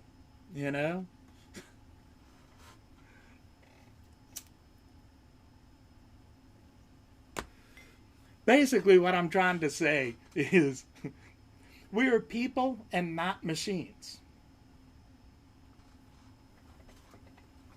We are not things. We're people. We're personalities, we're lives, all of that. Blah, blah, blah, blah, blah, blah. You feel me? Exactamundo. Or whatever. I'm sorry, because that was not actually probably Spanish at all, but you know. Exactly. And that was probably not Italian either. I'm sorry.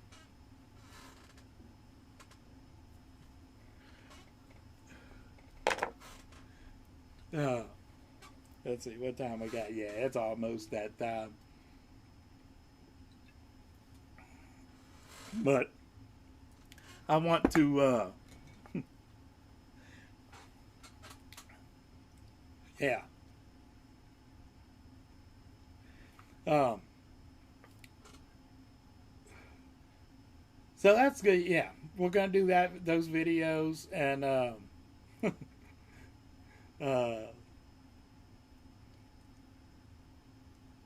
you see, I halfway think I ought to do another Stoney Shaman's Corner just to talk about that. Actually, you know what? Let me ask you right here. Whoever's still hanging around, man. Uh, should I do a Stoney Shaman's Corner on the WWE? Let that cat out of the bag or whatever?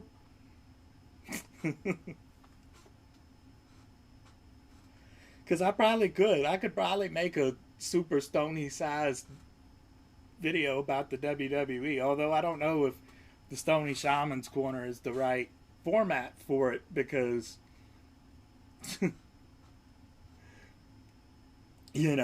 spoiler alert, shots fired. Spoiler alert, shots fired. I mean, I might, because as you probably noticed, what's it been, probably 20 minutes or something of me ranting about the WWE, I got a little bit to say about it. And what Jesse fucking Ventura was trying to tell us all the way back in the 80s. Fucking love you, Jesse, wherever you are in the world, baby. I fucking love you. I don't necessarily agree with you on every single thing, but that's how it's supposed to be. I love you, baby. And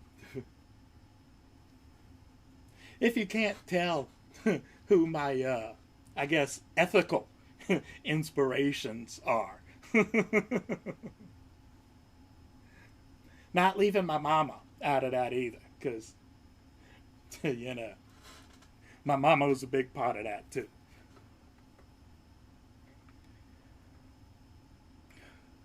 But all right, we'll save the rest of that rant for that potential video. And if you're watching this later on the replay or whatever you want to call it, feel free to comment down in the thingy thing. You want to hear me rant?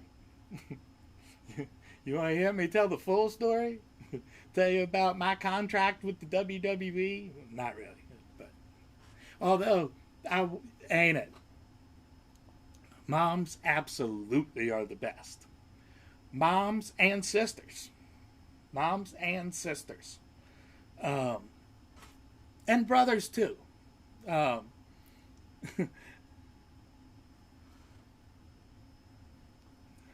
Thank you, man. Where was I going with that?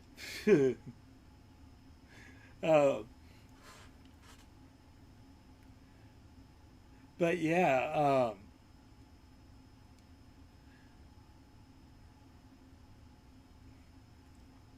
I should just do a whole second, leftist, whatever they want to call it, channel.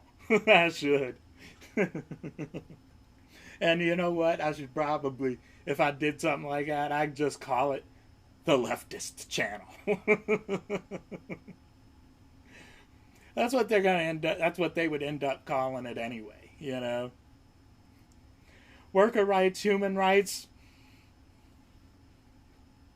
leftist.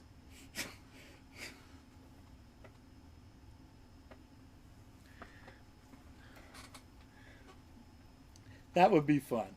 But yeah, so obviously I was heavily inspired by Mama. Mama.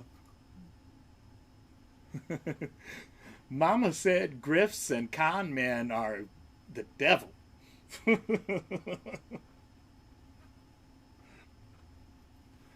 She really did, you know.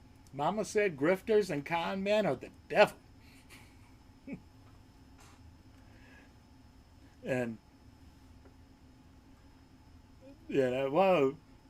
I think I talked about this last week in the stream too. Of shit, what was it? They said that Ralph Nader has never done anything important for the country. And a little bit later, they was talking to their kids to get ready to go somewhere. He says, don't forget to buckle up. It's very important.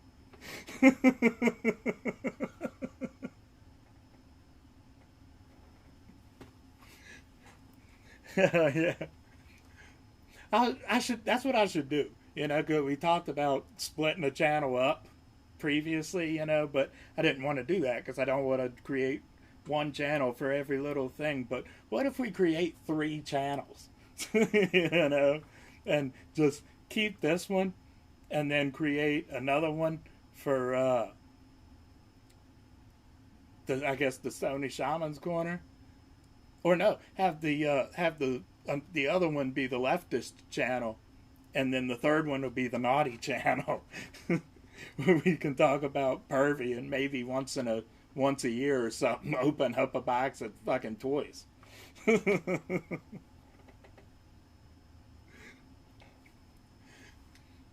That would be a trip. That could be where I do my little. That could be where I do little scripts.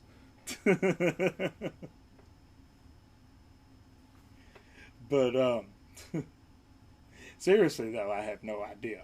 But I'm not really. The leftist channel would be a fun idea, but I don't know if I really have the communication skills to really drive it over. But then again, I don't know. I haven't tried 100%. I haven't tried using a script at all. So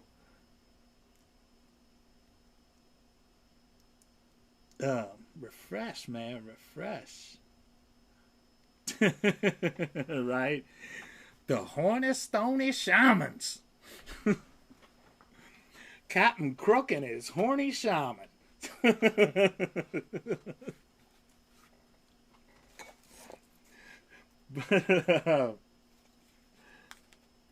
I don't know. You know, I haven't tried working. The first time I've really tried to work with a script for a video was the poem that I just put up. And the poem, you know, yeah, that was the first time I really, like, well, I mean, other than like reading like the card that comes with the Don't Eat the Gum box, I've read that, but you know, yeah, I've never scripted a whole video, is what I'm saying. But I don't know if I have the patience to sit there and script out a video either. It makes it a lot easier to just sit here and, you know, oh, well, that's fucking cool, you know, or check out my balls. Check out my balls, Moss. Yo, Boss Hog would be rolling over in his grave right now if he heard that.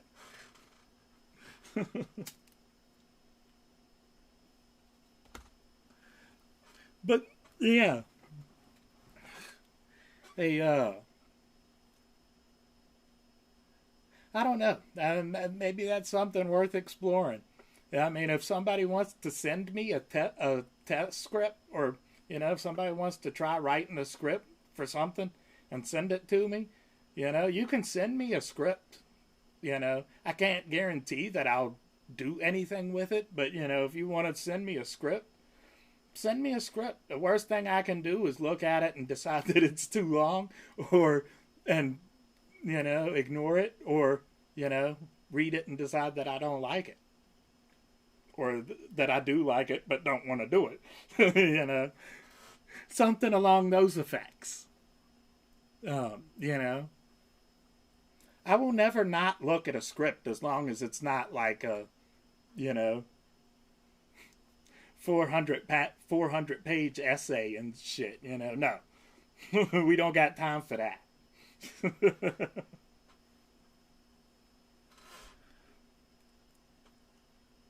Yeah. As a matter of fact, I still really, I want to get my feet in the door of some, actual productions. I mean, technically these are actual productions, but, you know, I got an animated series that I wanted to do. Um, I've got, I don't even know how many damn movie ideas and other show ideas and ideas for wrestling companies and ideas for this and that and um, moon rings and Walter Cronkite moon rings and mystery boxes and shit. Because that's what my brain does. I just sit and think about like, it would be cool to do that. Like,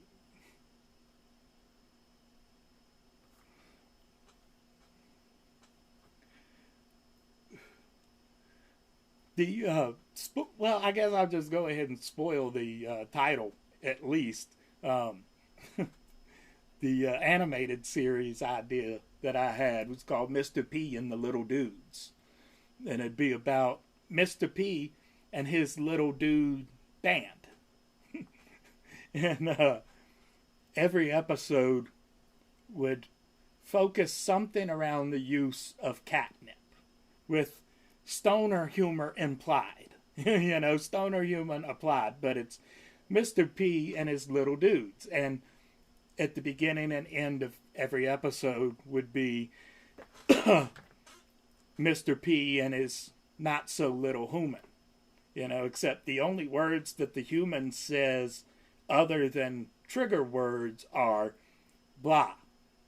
So when human is talking to Mr. P, it's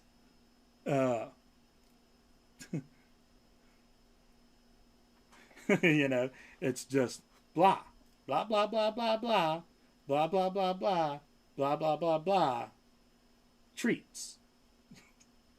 And then he pops his head up. It's like, fuck yeah, I want treats. you know. But he could say trigger words. And like every episode would end with Mr. P, curling up on his human's chest and falling asleep and saying, yeah, that's my dude, little dude. And or you're my dude, little dude, or something like that, And then roll credits, and then mid-credit scene every week would be, or every episode would be something different, but it would always be Mr. P waking up at next to the alarm clock at 3 a.m. and then doing something, dun, dun, dun, and then doing something different, going around knocking shit off of tables, or destroying a entire roll of toilet paper. Always some 3 a.m. shenanigans, right? That's kind of how that's something I'd want to watch, so I think it's a funny idea. Anyway,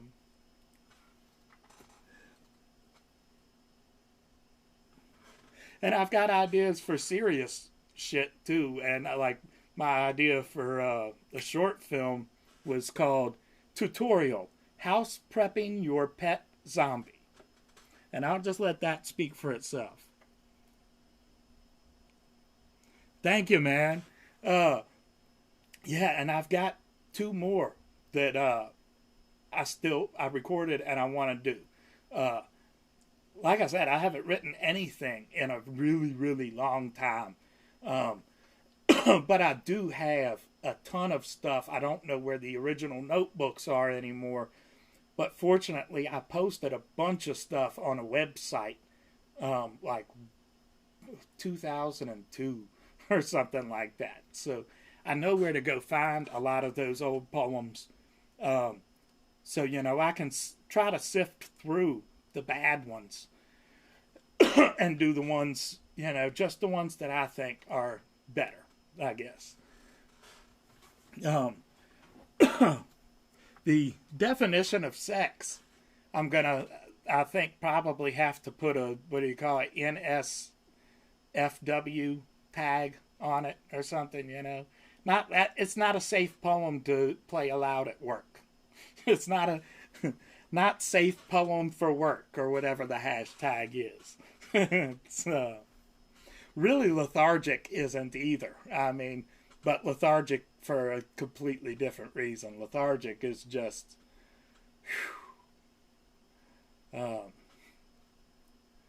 lethargic is essentially a demon inside. Just 100.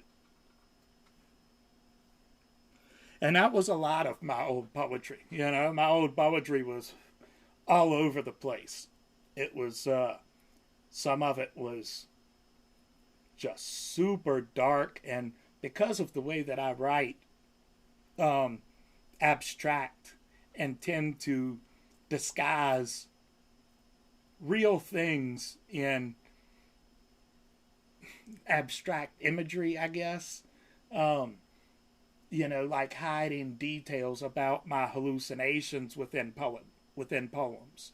Um, you know, a lot of it came out really, really weird. We'll just say.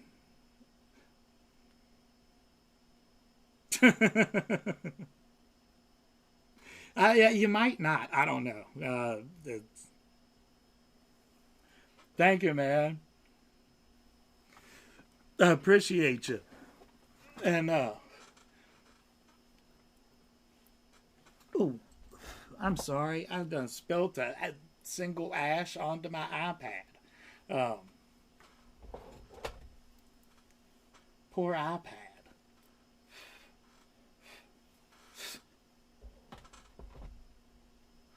But that was a lot of fun with the editing. It was a good little bit of work to do the editing just because the way that I did it, I recorded the poem and then I I edited the poem down to get it, too long of pauses and blooper cuts or whatever you want to call them, all of that kind of shit, and then condensed it down, and then put the video track. I just went and downloaded stock footage one piece at a time. I'd download the first piece and then go to the point where it's going to cut to the next scene. And then I'd decide what I'm going to go pick for the next scene. And then I waited until I got to the lady in pinkish black to begin the color grading process. And so then that added more work onto that. And then went and found the music off of the YouTube royalty-free thing. And I meant to put some reverb, EQ, and maybe a slight flange or a chorus or something. Very light, though, because I didn't want to take out my low end. But I digress. But I forgot. So I got to the end after I got in the audio, and I was just kind of like, that's good enough. But I was definitely happy with the way that it turned out. Except for there was like one word I said that when I was saying "and," I was like, and it just didn't. I don't know, the way I said it, it didn't quite sound right. But in the end, I thought it worked out. And the lethargic and the definition of sex poems are kind of the same way, because when I read them, or when I read all three of those poems, it was the day that I found out about Chris. And, you know, I wasn't planning on it was well it was the day after the election. My anxieties were high already that morning, um, because just 100 100 and talk about my feelings. you know that election gave me high anxiety, um, because I'm worried about the future of cannabis rights. I'm worried about trans kids going to the bathroom. I'm worried about women having to carry an unviable child to full term, things like that. So, I'm not going to push all of that onto another person, but it had me at high anxiety. And so I woke up that morning and I immediately took a big dab because I just fucking needed it. And I was scrolling through Instagram, and that's when I saw the thing about Chris. And it's like, holy fuck, man, it just got fucking much worse. And I wasn't planning on doing anything that day. I was just going to veg out that day and not do anything. And then, after that, I felt like I needed to occupy myself because, um, it's just, even after that big old dab first thing in the morning, just high anxiety. And so I was basically, long story short, I was basically still somewhat asleep when I read those poems. So, yeah. So they came out the way that they came out, but, for what they were, well, I mean, I guess I haven't edited the other two yet, but, I thought the first one came out pretty good. Uh, and though it took time to, edit that and find all the right stock footage and everything, it was a blast doing it. There's always something super therapeutic about art. It feels good. It just feels fucking good.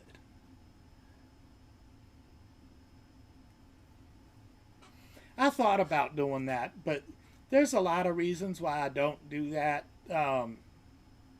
Just because a lot of times in those situations, sometimes I need a person there, but a lot of times I just need space too. Um, Anxiety's a bitch like that, and sometimes you never know which it's going to be. Um, and that day, I think that the way that I handled it was good. Um, the only thing that the only thing that I think I did wrong that morning was call a bunch of my friends fucking idiots on Facebook. That being said, I don't retract a fucking thing that I said, but I shouldn't have said it, but I meant every fucking word of it. I meant every fucking word of it. And I'll stop right there. But, yeah. But hopping into pulling out my 8.6 and dusting out my my sorry, I need to do vocal warm-ups. Oh, do do do do da da day, do do da da do do day, do do da da do. Okay. Now that I can, I still can't do it. Well, I can't get my broadcast voice on right now for some reason, but thankfully I was able to get it on a little bit for those poems. I'm a fucking idiot.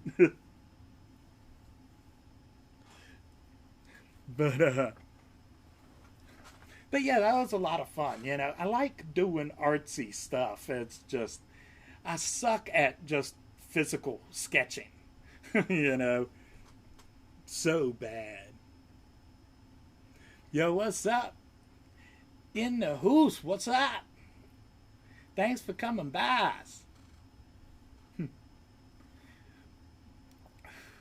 Welcome to a super long ramble sesh of me going to fuck off about Vince McMahon and all kinds of other shit.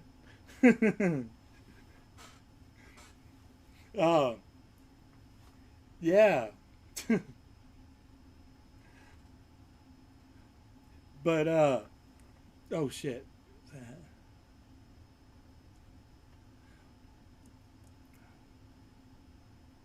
Yeah, that's exactly, you know, where I'm at. And, I am a very stereotypical stoner. You know, it's hell yeah, man. Cheers. As a matter of fact, I'll take another one. I'll take another one with you, baby. I will take another one with you. Uh,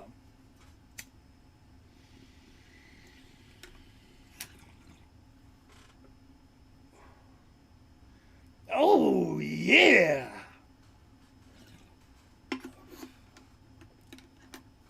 So, I am a very stereotypical stoner.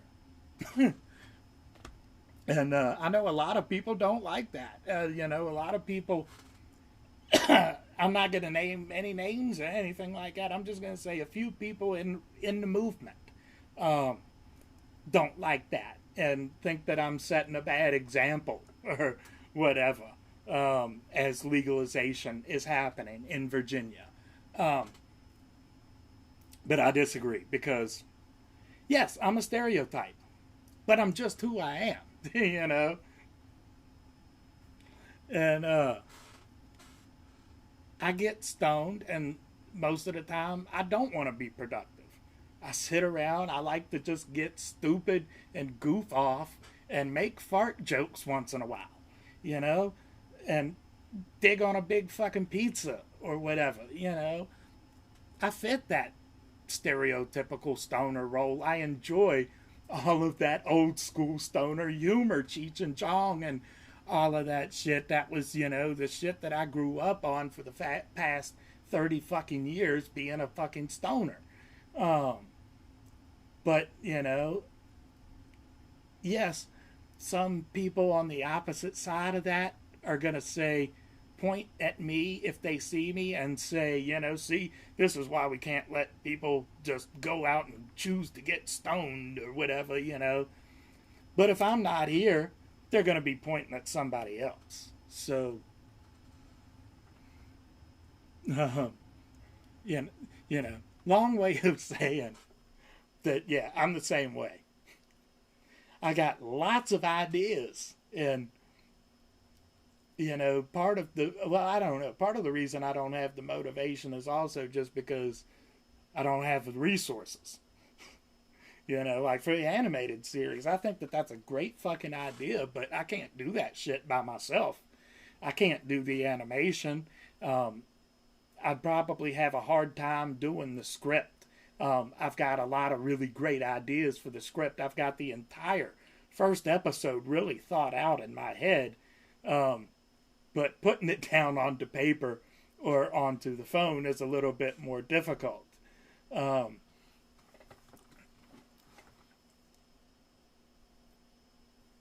ain't it? Thank you, my dude. Have a good one. Uh, you know, yeah, it's putting those creative ideas to use is the problem. And not having the resources is a really, really big problem. And me having the social problems that I have and the communication problems that I have is a problem. Because, yeah, to do these things, you know, I need other people. You know, I need a crew. Making, you know, uh, film productions is, a lot harder to do as a one-man show. Yeah. And, I'm the same way. That's the reason. Just in case, anybody's wondering, is why I can't work a 9 to 5 is for that reason. I never know how I'm going to be. I just never know how I'm going to be. Can't handle certain levels of stress without freaking out. And I have to live within that. And it creates a situation where I'm not reliable to an employer because I never know how I'm going to be day to day. And if something happens on the job that makes me freak out and I can't just go off and get stoned, that could be not a dangerous situation, but a bad situation for everybody.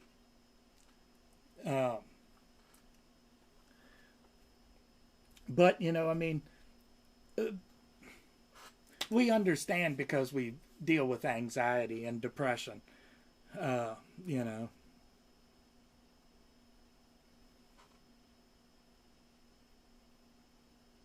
Yeah, I have broke down 100 to, show my real man card. I have cried in front of people before because I just couldn't hold it, And I know even some of the most macho men or whatever will, say that some of that, like crying at my mom's funeral, was excused or whatever, but I've broke down and cried in front of friends over a girlfriend leaving me or, sometimes some petty shit,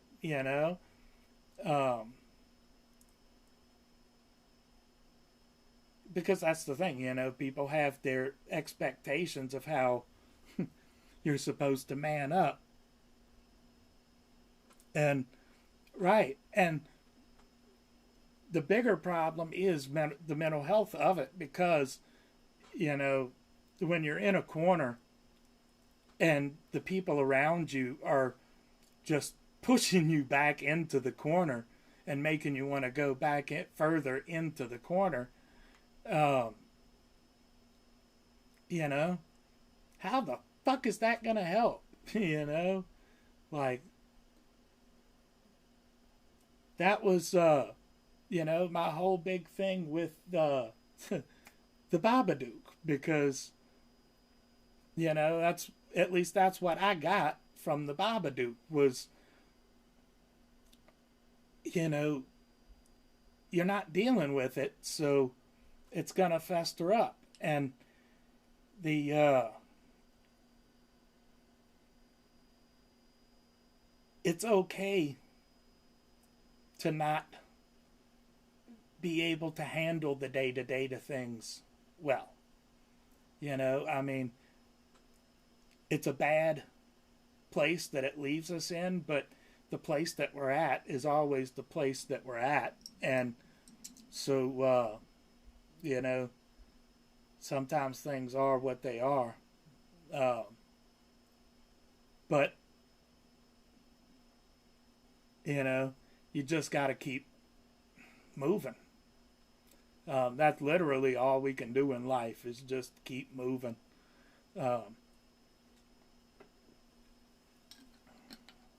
And in order to get there, sometimes you have to break down and cry. And know when, deal with those situations, of knowing when you need to go to another person and when you need your space. Because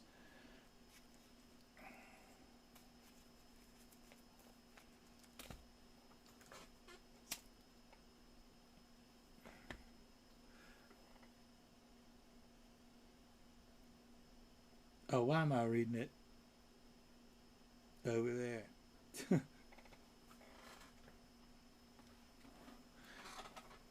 And yeah, I mean, but I have done shit like that where just break down for no reason at all sometimes, you know? And regardless of where it comes from, anxiety is the biggest um well, yeah, I mean it's the biggest bitch of the world. Um it's to steal a phrase from the sleep paralysis thing. It's, it's the witch on your back, but I hate using that term too, just because, yeah, the witch can hop on my back. I know plenty of witches, and they can hop on my back. Hi, hi, witch. I love you.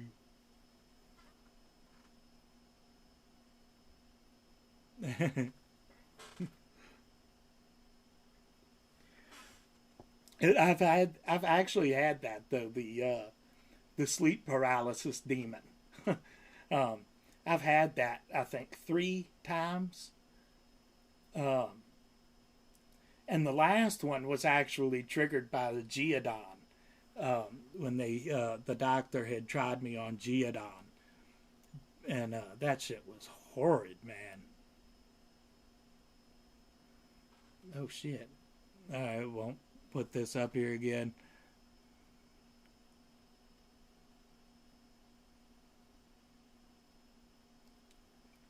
Yeah. Well, and that's one of the reasons why I always cringe when people curse all the technology that we have today because um, information is at our fingertips. And you do have to be extremely fucking careful and sifting through that information, um, and know how to source check. I mean, and source confirm, by like checking like news out from, multiple outlets, that kind of thing. Seeing, what is this place reporting? What is this place reporting? And a lot of times you can kind of info by consensus, if that makes sense. Fact check by consensus or whatever. Some type of gravy. But, but there is good, accurate information available at our fingertips. When I first started learning about dream psychology, I had to go down to Barnes and Noble, or was it Barnes and Noble back then? I can't fucking remember, but that was '99, I think, and I had to go down to the bookstore and look for a specific book, and I think I was actually looking for tarot cards or something when I found the book, but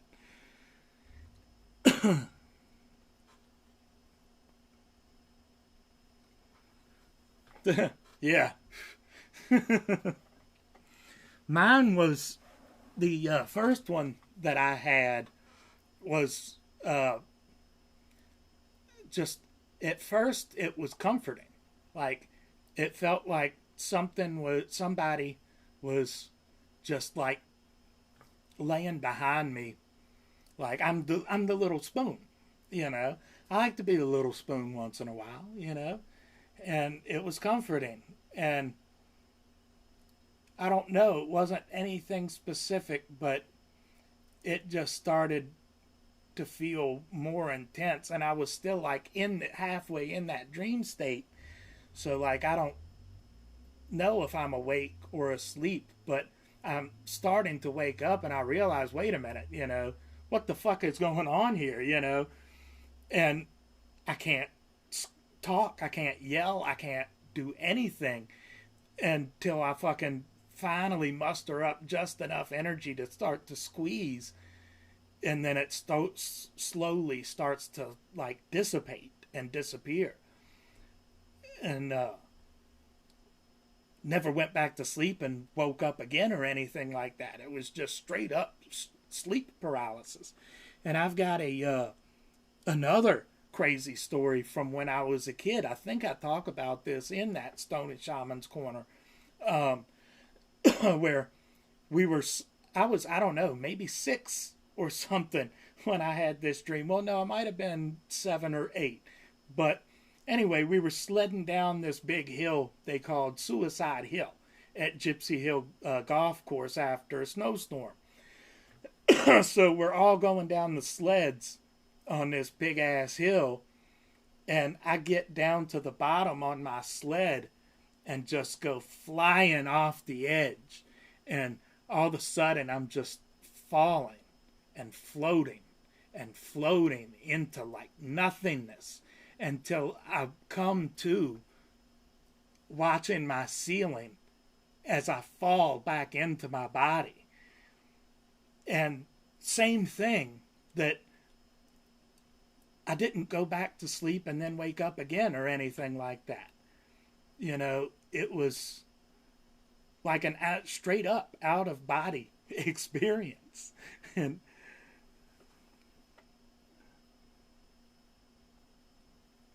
right? Those were the best kind of hills, man, when that snowstorm hit. The only bad thing about it was walking back up to go again, you know? Even if we had a ski lift or some shit like that, there's no way that I would have used it, you know? Not with my acrophobia, baby.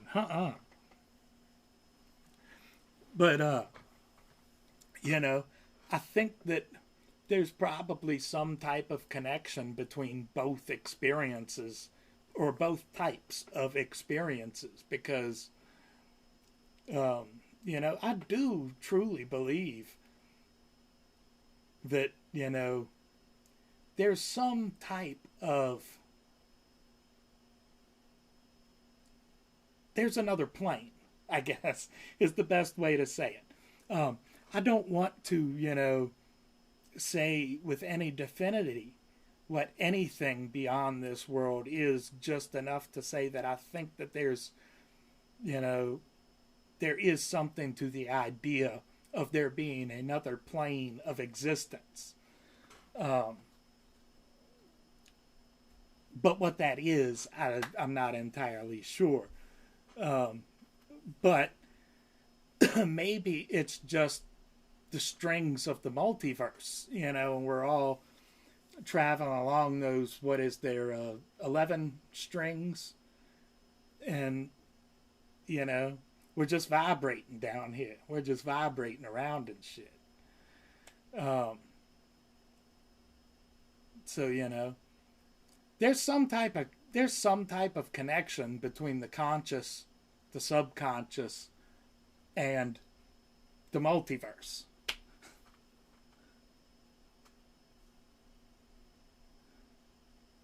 Yeah, I don't know if I'm ready for, you know, spirit or ghosts and things like that in the ways that we think we understand it. You know, there's something, the phenomenon is real. There's something, there's energy, there's experiences. Now, is everything in that plane or realm, whatever you want to call it, beyond the multiverse, conscious? You know, yeah, you know, I mean, it is indefinitely, you know, or indubitably, scooby-doo-boobitably. But, you know, um, it's it's literally energy as much as we are literally carbon. Uh, the tiniest of particles, as you know, that was one of my. I'm not going to say theory because it's not a theory; it's just a hypothesis. But my hypothesis about time projection that really isn't based on a whole lot. It's just based on the idea that maybe we can explain a lot of paranormal phenomenon with clusters of photons and protons reflecting into different times and potentially universes, so that seeing an apparition might be seeing a time projection, so that you're not actually seeing another person, for instance, walking down the hall, that, you know, you could be seeing the projection of a person walking down a hall and things like that, if that makes sense. You know, even if by some miracle my hypothesis turned out to be true or whatever, you know, it still doesn't explain all of the paranormal reports that have come forward. And a lot of the, you know, reports of paranormal phenomenon has been bullshit. I'm sorry, but the, what was their fucking name? The Warrens, you know, they're grifters. You know, they are grifters. But, you know, so a lot of that stuff is bullshit, but there's a lot of paranormal phenomenon that people experience that I believe 100% is true. I've experienced things of that nature that I can't explain. That, you know, I don't know that it was a literal being throwing a book across my room, you know, but something happened there, you know. And my hypothesis really wouldn't cover that, because you'd have to push mass times acceleration, basically, you know, to throw that book across the room, you know. You need mass time acceleration. Use the force.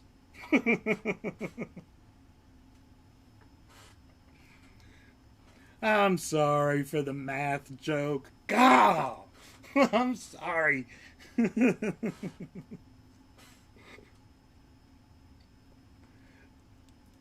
Which is the really funny thing about that is that I suck at math. I suck at math. I couldn't cut it in the first algebra class. I couldn't cut it. I had to go back to fucking like remedial math or whatever you want to fucking call it. But I will say, I use math every day of my life. They warned us about that shit back in school. We're like, nah. Literally everything in life is an equation. All of it.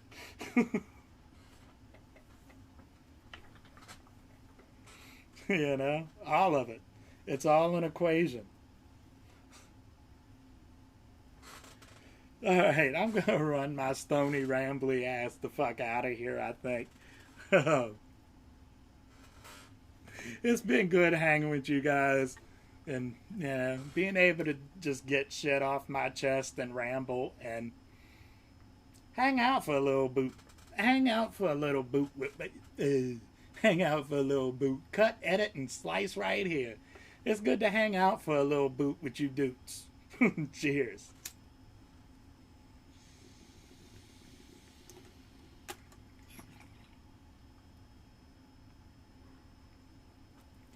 Hoo-hoo! Thank you, my dudes. And you dudes. And happy mega months. And like I said, we're going to be coming back here soon with another Fat Ass Glass video. We got that Nightmare Toys. We got Don't Eat the Gum. We got all that other shit coming, baby. So, we ain't going nowhere. And maybe coming soon the Leftist channel? I guess we'll see. Yeah, I love you, babies. I'll see you in the next one. Bye.